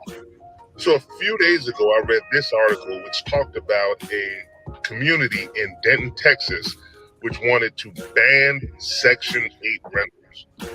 Now, I found this odd because they were calling it racist. So then I was like, what's racist about not allowing Section 8 people to rent in your subdivision? Well, turns out that 93% of the 105 households that were using Section 8 vouchers in that community were Black families. And by Black family, they mean Black women. Like this one, Ravisha, who's 31 years old and has 4 children, who also lived in that community and will soon be homeless. Now, before reading that article, I thought most people on Section 8 lived like in the hood or in some kind of dilapidated crib. Tell me. This is where these motherfuckers were living. Suburb like this.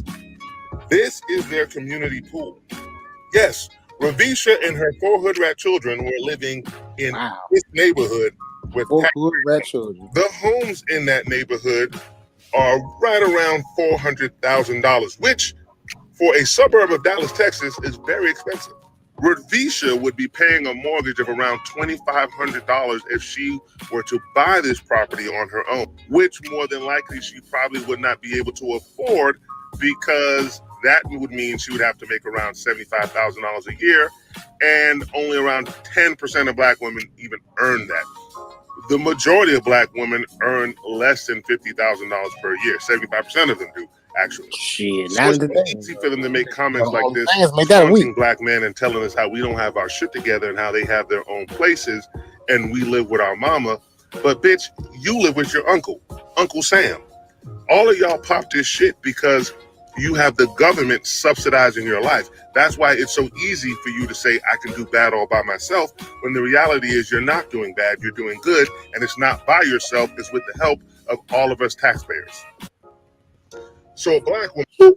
Okay, so... He made an ass of himself. He only read most of my comment because he stopped at woman's roof, and he knew to stop there because of the point I was making. He made a video in response to me, but never addressed what I said. The thing I said is not one man in my comments said he never lived with a woman and has always had his own. Now, this is not male bashing, and this is what I want to say, because I don't understand why so many men got riled up because I spoke on male independence. A lot of females, whether they have children or not, whether they are on Section 8 or not, when they are adults, a lot of women venture out and have to find a roof of their own. A lot of men are more comfortable staying home, or when they get a girlfriend, move in with their girlfriend, or when they have a baby mother, move in there, or when they get married, they buy a home together. So there are different situations. I'm not bashing men. What I'm asking is, why don't men feel more comfortable or more motivated to have their own space? And in regards, I got called a Section 8 wench. They was going in on me, y'all. They told I ain't gonna lie, yeah. They tried to tear me apart, but little do they know I'm a controversial debater. So, like, every guy that replied to me eventually had to stop. And without insulting a man, that's just my point. Like, you guys are insulting me, but y'all not saying, oh, well, I've always been on my own, or, I'm not like that. So I can say, oh, okay, hand clap. Like, the ones that responded the right way, I said, okay, that's glad to hear. That's all I wanted to see. I want to see more men say that, oh, no, we not like that. Like, we holding our own shit down. Like, I mean, just addressing that, I think that everybody should want to have their own. Who wants to be living with their parents forever? You know what I'm saying? Not even with their parents. My whole thing was with the girlfriend or the you gotta go to my personal page because this started. I saw the whole thing. So I looked at it the other day. But okay, I'm just saying, like, at the end of the day, at the end of the day, I feel like a man should want to have his own. And I don't understand those who don't, who feel like, I do understand it is easier to have, you know what I'm saying? Like, all right, cool. And you ain't got to pay the whole rent. You can split the rent and woo, cool. But at the end of the day, you need to have your own. You know what I'm saying? Like, who doesn't want to have that? So just saying, I agree with what you're saying in a way, but I also see where he was going with it. But yes, he did make a fucking fool of himself because he didn't get into the. I mean, only reason, like the thing is, people who either most men that are not in that situation are not going to even pay no attention. Only reason I pay most of that stuff attention is because like I'm like one of those counter. I'm the counter to anything. It's like something about me when God made me.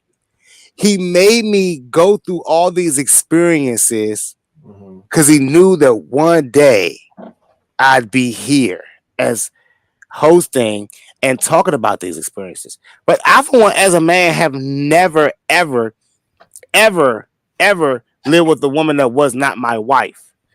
Now, my baby mother, when she got put out of her mother's house, she had to live with me, and she didn't get her own place until I started paying her child support.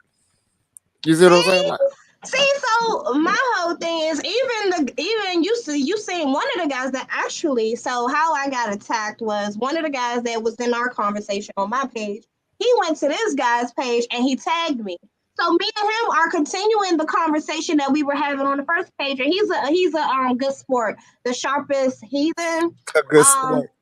He's a good sport because we really are having it is no insults being thrown. It's like ha, okay, where's your statistics? Like, I like how our debate went, but then when I go on this guy's page, it's full of Black women haters. They just, oh, you're on Section 8, oh, you got 50 kids, like everything that is not like what. And this is why I get on Black women. A lot of assumption. I like, because of y'all, and I don't know if y'all seen my post recently, but I was talking about the cap on Section 8.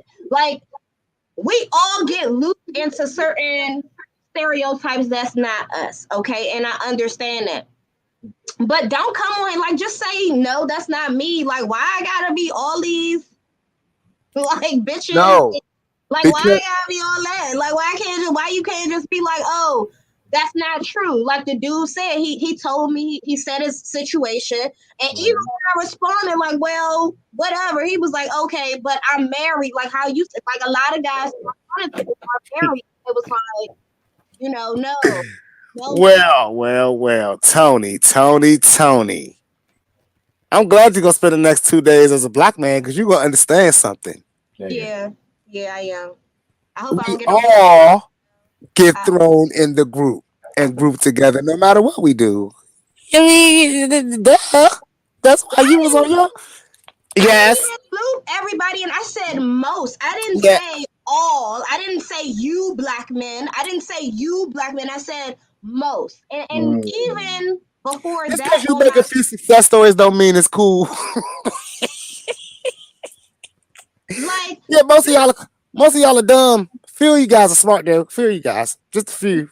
I mean, but 2%. it was like, honestly, it's just a conversation that I felt needed to be had. Like, I feel like I'm not bashing guys. I feel like a lot of females do feel this way. Like, I talk to different people, even on social media. All you see is, oh, my baby daddy, and basically we're at their house. You know what I'm saying? And when he leaves, and this is something I saw the other day, a man could come in your house, fuck you, get you pregnant, it don't work out.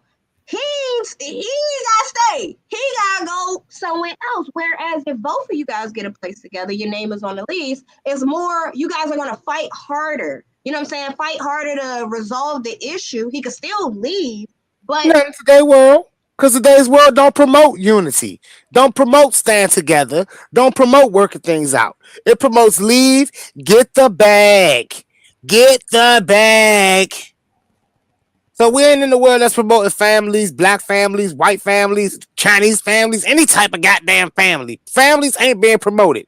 Everybody want to turn up and let loose and be lit every damn second. They don't even know they got kids half the time. You be like, well, you got kids? Mm-hmm. Wow, I never knew that. Yeah. So it was just an eventful few days, and I hate when I end up on pages like that because I didn't know like it was one of those like Kevin Samuels Fresh and Fit type pages. Like if you a Black woman and you say a peep they about to stomp your ass to the ground. Oh, well, don't hide amongst us black men. Don't try to hide amongst us black men for the next 2 days, Tony. All right. When you get out of this in 2 days, I expect you to handle your business like a real woman. But for now, we'll embrace you as a man because we have to, based on the new laws. I'm excited about this journey. Like I said, hopefully I don't get nobody pregnant. Because I ain't paying no child support. So That's what I'm talking about. It is what it is. Give me a little fist bump. Ow! So I know you guys seen the clip on the page. It's a flashback from Math Hoffa's interview with Smart and I forgot Nems, the other guy's name. And it's basically, I wanted to ask you artists a question today. So we're gonna close out with this. But what are you willing to do for your success? I want to share this clip with you guys so you guys can see exactly where I'm going with this. And I'm going to ask for y'all feedback. Sixx and J Money, if you out there in the comments, like, let me know. Is it like, what are you willing to do for your success if you're an artist? And is there something that you're not willing to do? Or is it whatever? Record deals, right? J Money definitely going first. You wanted your butt? Yeah. Wait. Hold on. So look, let me be clear, right? Nah, because it's not even funny. I'm keeping it real, right? It's not even funny. Now, I'm not a homosexual. I never did no homosexual shit. Nobody never played with my butt. And what I'm saying is, they proposition you. They do things indirectly. Like they might send a stylist at you, right? Listen, they might send a stylist at you. Wear this. And the stylist is being all extra tight. Listen, homie, we ain't doing that. Or they might invite you to a party and there's no bitches there. It's a sausage party. Wait, hold on, I'm out. I'm saying, you know what I mean? So a lot of guys, artists that get into this game, they want to get deals. They get in, they got talent, they got good intentions, and then you can't make it to the real. They'll have you out and about because they trying to drug you. So you be in a studio session late at night and they'll see if you a meatball, yo, bro, here, hit this blunt. You ain't see the blunt get rolled, or yo, bro, take this drink right here. And you like, hold on, bro. Listen, homie, I ain't with that. And some dudes that get drunk. Like I've been in studios with artists, famous artists, and I seen niggas take a bottle that wasn't theirs and they in the studio all woozy.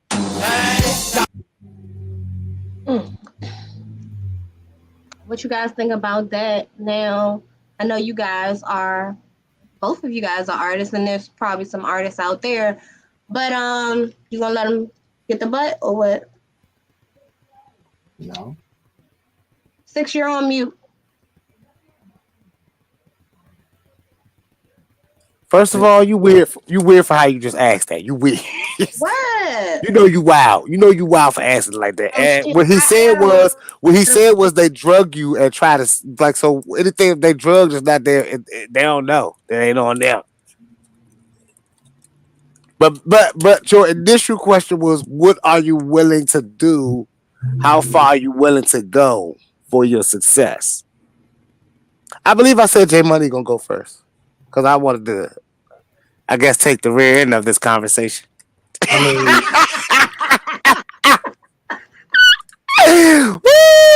That was amazing.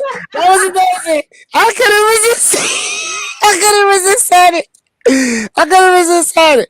But no, let me go last. Seriously though, let me go last. Since you want to take the rear, you take the front. Yeah, just to respond to Jzabel, no. Tony, don't misgender me. You so disrespectful, bro. All right. It's Tony, and I go where he know that. And to respond to how far will you go for your success, you need to understand what you're doing, because a lot of times, like, yeah, you need to understand this industry. And he's really talking about when you're going to other places, like other studios and stuff. It's going to be people there who are probably going to try you. But like, if you know yourself, you be like, nah, bro. Like, nah, because one time I didn't even realize what the hell was going on. And they kept trying to give me a drink. And I'm like, nah, I don't drink. Like, you know what I'm saying? Like, I'm a smoker. I'm cool. I got my own J. I don't drink. And I didn't realize, and I was like, man, what the hell going on? Like, this party kind of weird. And I didn't realize what type of party it was. And then I was like, oh, yeah, I'm about to get out of here. Like, yeah, I didn't know it was this type of party. So, you know what I'm saying? Like, yeah, I understand, you know what I'm saying, doing stuff and networking for your success, but you should never ever go where you're feeling uncomfortable, out of place, or the energy's not right. I got one better for you. So if they would have told you, you know, if you stay, we'll give you Success. 25 mil on your next record. I mean, on the deal. Like, I give you 20, you get 25 mil or whatever. You'll get the ultimate success. You be with Rock Nation. We'll have Kanye making your, you know, producing your albums. We'll have some tracks by, you know, the best producers in the industry. Would that have changed your decision on whether you leave or stay? Well, I'm staying and doing what? You don't know, but you said you saw. Is it in writing? Is that in writing? Is all that in writing? Yeah, is this documentary? You seen all that was going on. You felt uncomfortable, and you were like, you know, I'm just going to head out. And someone comes up and they're like, well, you know, this is just with the contract. I mean, you get. If you ask, I don't know. I didn't think it out that far. Just basically, No, you got to think it out real. You got no when you going that far, you got to think this out. You got to think this out. If you're leaving out, and someone comes to you and say, hey, you know, most people that stay at these parties, you know, the ones that really last, you know, you see them on stage, like, and do what? Your Beyonce's, your Rihanna's, your Kanye's, your Jay-Z's, like. Yeah, I'm sold. Your Diddy's, they stayed to the end of the party. I'm sold. You know? I'm gonna stay to the end. You gonna stay to the end of the party, Jay. You gonna stay. You ain't gonna leave. So I stayed. Ain't nobody gonna leave at no party where you know. For one, you're not gonna get to that type of.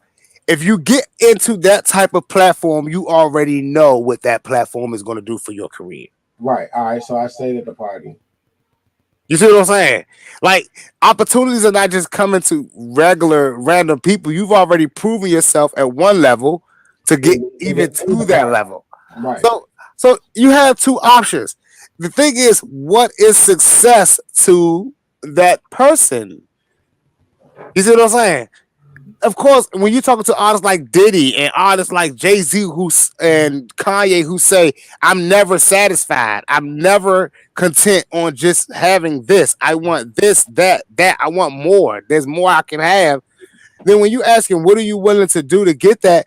The answer is you're willing to do whatever it takes. That's the reality of it. Of course, a lot of artists are not willing to do whatever let's take artists. A lot of people are not willing to do whatever it takes just to be the supervisor at their job. Yeah. So obviously this conversation is not for them. But let's talk about the person that may want to become the general manager or come out of the blue smock into a nice tie at Walmart.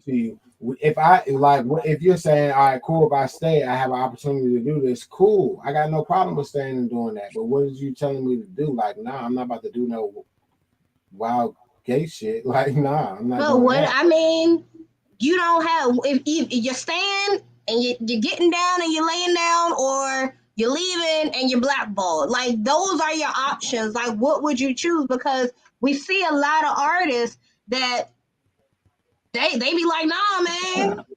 Even actors and comedians, you know, they like, nah, I'm good. I didn't want to go to, nah, I'm good. I'm good. Like, I would never allow my career to go stagnant because of someone else's perception of what something is. Yeah, that. I mean, it is just that point blank.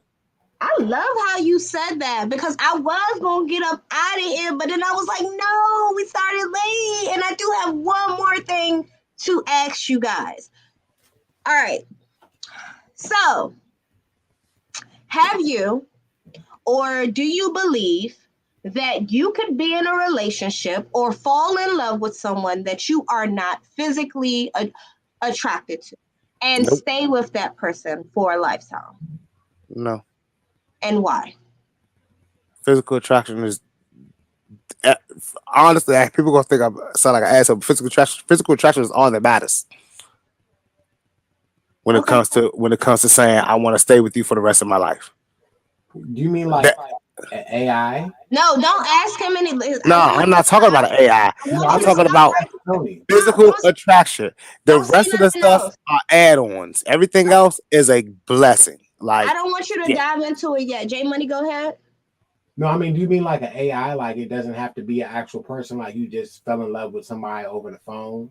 Are you seriously asking that question right now? That's what's happening right now. No, did you really just ask that? The question is just pretty clear and cut. Man, how high are you over there? What the fuck is you smoking? What you smoking, nigga? Like, could you be in a relationship with somebody That you wasn't physically attracted to? that you wasn't physically attracted to, but mentally attracted to? Like, does mental attraction overpower physical attraction, or does physical attraction trump everything? I can't really be attracted to an ugly motherfucker.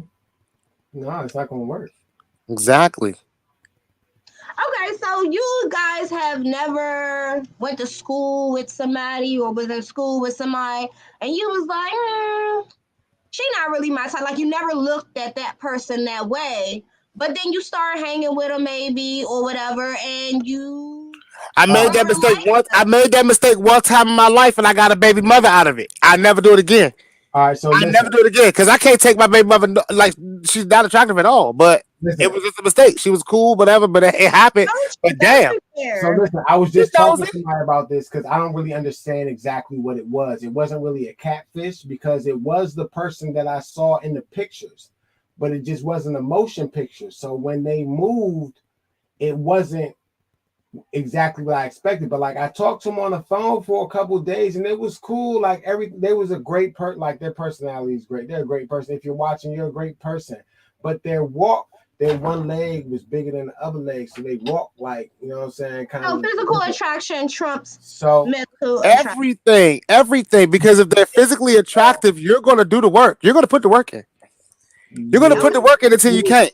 And guess what happens when it goes bad? You're gonna continue to try to put the work in because you want her back, and you're gonna try to find somebody on that level or better. You're never gonna try to find nobody lower. Right? They was cool though. What I was gonna say is basically, I feel like physical attraction is very, very, very important. But I see females, like I know females or women that get married before they even see the guy, or those. That's some TV bullshit. No, this happens in real life. Or they see them, but because of whatever situation, like Spanish people do it all the time. Like you'll see them and you like I know you the truth.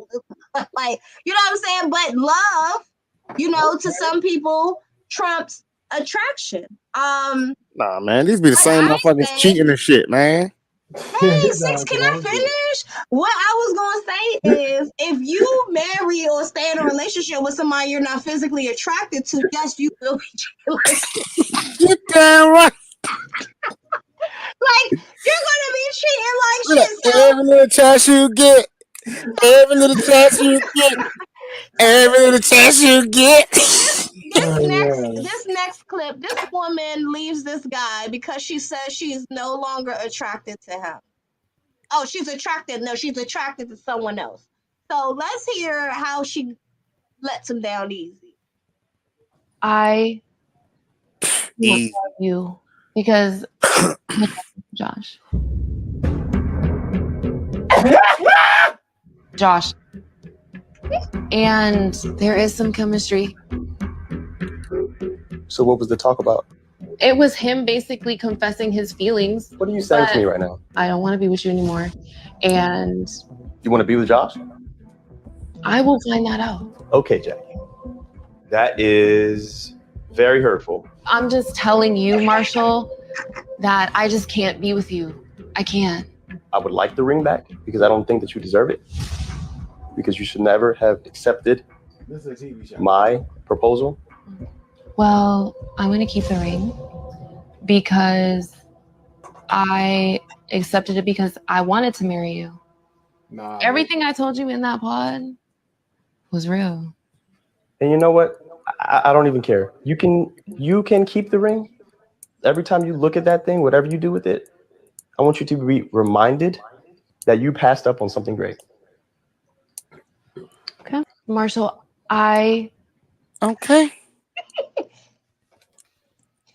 Would you guys let her keep the ring, or would you sue I her? cut that bitch hand off. The fuck you think I'm gonna keep the I'm a ring? real man. I'm a real man. She'd have definitely gave me that ring back. You ain't keeping the ring. Old So you dude, calling? old Are dude, you, old are dude, a you calling him punk. a simp? Yeah, no, he's not a simp. He a pushover. You said Marshall. No, Simps is different. Simps get the goal. Simps do what they got to do to get the goal. He's a pushover. He's a punk. She's leaving him for a man. Like he's not even a man. He's a gump. Because ain't no, she would have known. Like fucking with a nigga like me, she'd have been like this. You know what? I'm gonna be with Josh, and this isn't gonna work out. Sorry. I'm like all good, all good. I bet I see you or Josh around this bitch. and tell Josh and let Josh know when I see him, it's on site because he knew you was my Joan and he still went. So no, whenever I see Josh, it's on. It's on. That's his films. The fuck do that mean, bitch? But this dude was like, you know what? Chemistry, bitch. That means science. Fuck y'all had going on. That means this shit was going on for a minute, bitch. Hey, I know what chemistry mean. I know what chemistry mean. You feel me? She chose a big word. She chose a big word. Bitch, you My question to you guys They should have is: showed us Josh. Because what if Josh is like one of these like diesel strong dudes, like walking through the joke all fit, nice and shaped up and nice. Josh better look like the fucking look like that's what I was going to ask you guys next. Do you think they originally got together because she was physically attracted to him, or because she just liked some nice, like he had some nice qualities, and so she was willing to marry him because he's a good guy? And then Josh came through. She was at the point in her life where she just wanted to be a hoe. She never really got to do it in college. Nah, that ain't cool. That ain't cool. That ain't cool. That ain't cool. At this point, and it lasts for different periods in everybody's life. Some people it lasts for a couple weeks. Some people it's a couple months. Some people it's a couple years. Some people it's a couple hours. Nah, Josh swept her off her feet, cuz. Listen, Josh made her feel like a natural woman. He made her feel good. So, which is worse? A woman leaving you for your brother or your friend? Oh, they all equal. They all equal. It's all the same. They are equal. I mean, both of them. Both you're gonna lose people in your life regardless. And if a woman leaves you for your brother or friend and it doesn't work out and she comes back to you, You're gonna lose people in your life. You're gonna lose two people in your life regardless. would you accept her? What? No, you lost two people in your life. You've already lost your friend or brother and that girl that day. They both pretty much they're ghosts. They're ghosts at that point. Now your brother has a better chance of getting back okay because mom or dad may be able to influence that, but he know things will never be the same. He might as well go and take his ass on. He might as well start calling his friends his bros because he know what time it is.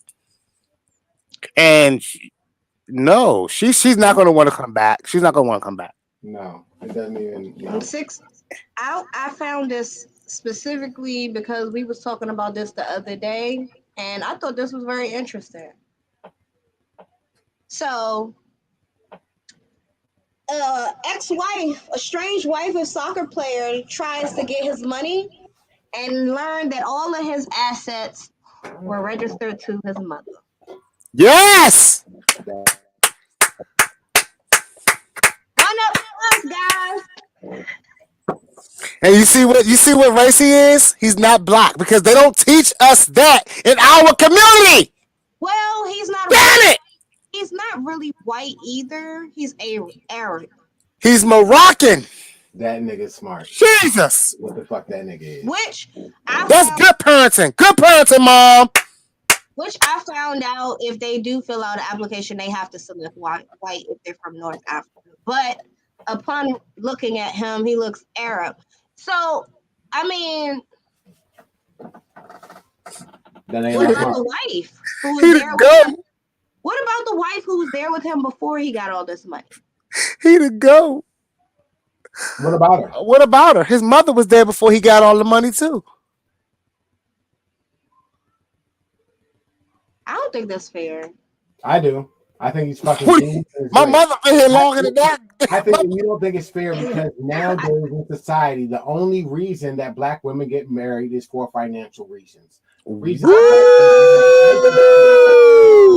gotta be black women? Why can't it be all women? Because don't you talk like that, Tony? Don't you talk like that, Tony? You on our side today? You on our side?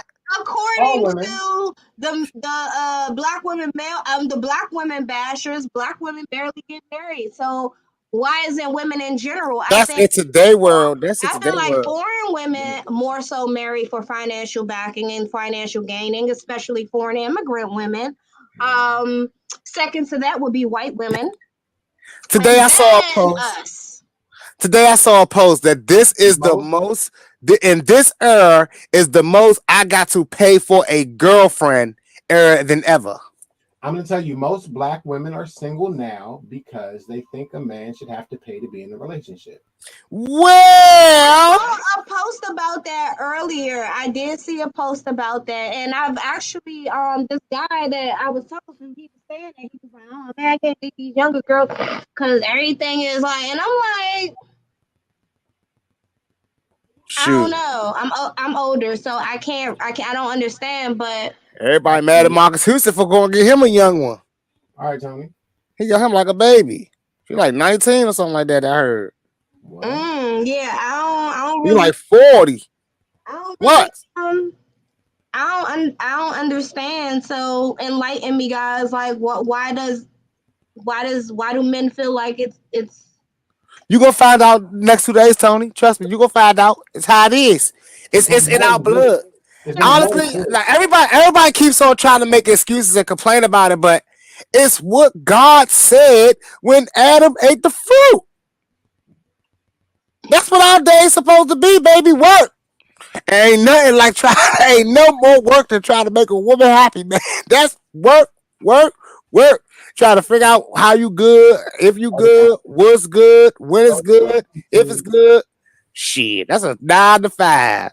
So, to you guys, then why do men feel like that should change if that's the way God intended it to be?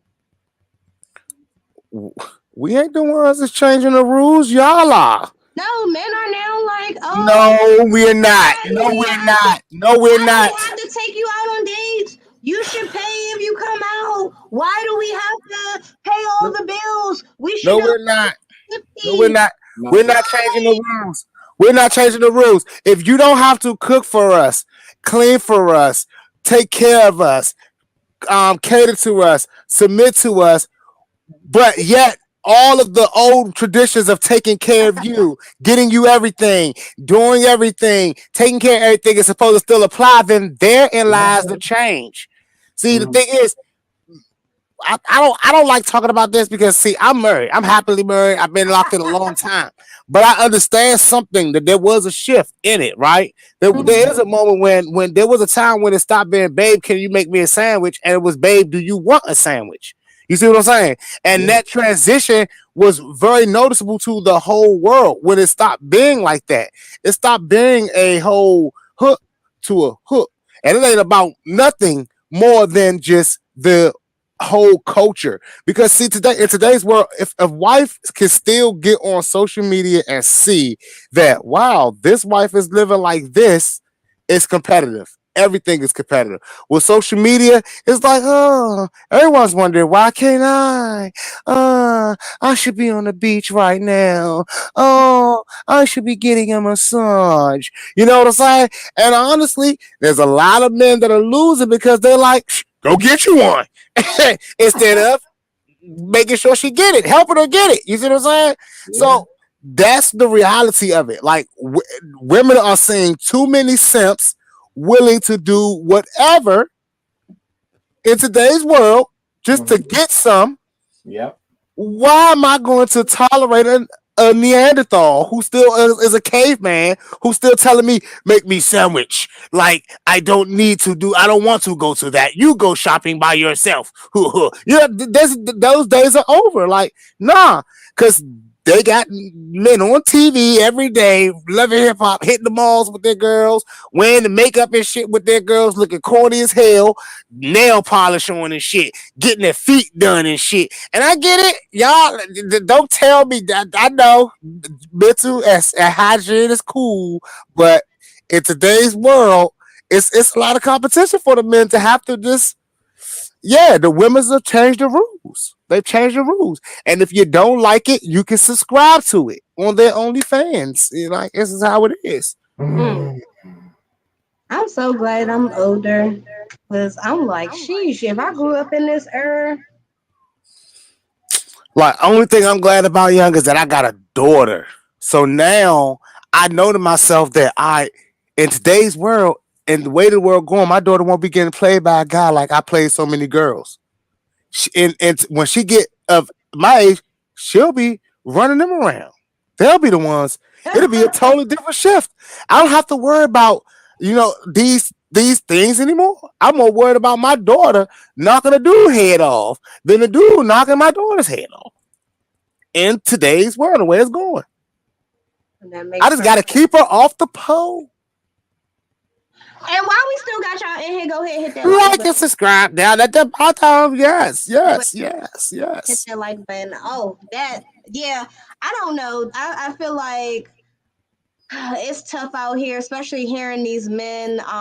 Nowadays, it's like it's really, really bad. Like, one guy was like, "Yeah, I hate taking girls out on dates because all they do is look at their phone the whole time. Like, and don't even want to ask me one question about myself." Yeah, he a loser. But why does he have to be a loser? Why isn't it that? Because he's obviously not taking out girls that's interested in him. He's just taking girls out on dates because he wants to be cool. Listen, dating is not what people's definition is. You know what I'm saying? Like, you're dating a facade. A lot of times, if you are dating, you're dating that person's facade. Don't nobody give a fuck about dating your facade. If you really want to get to know somebody, don't go out on a date. Invite them the fuck out to some shit that you're doing. Be like, hey, I'm gonna be here. Pop up. Nah, you don't want to invite them to something you working at. That's not a date. Not working at. Like, if you going out on your own to go do something, like, you like, all right, shit, I'm about to go to Dave & Buster's. Hey, meet me at Dave & Buster's. Don't tell them it's a date. Be like, meet me at Dave & Buster's. But that's a date, though.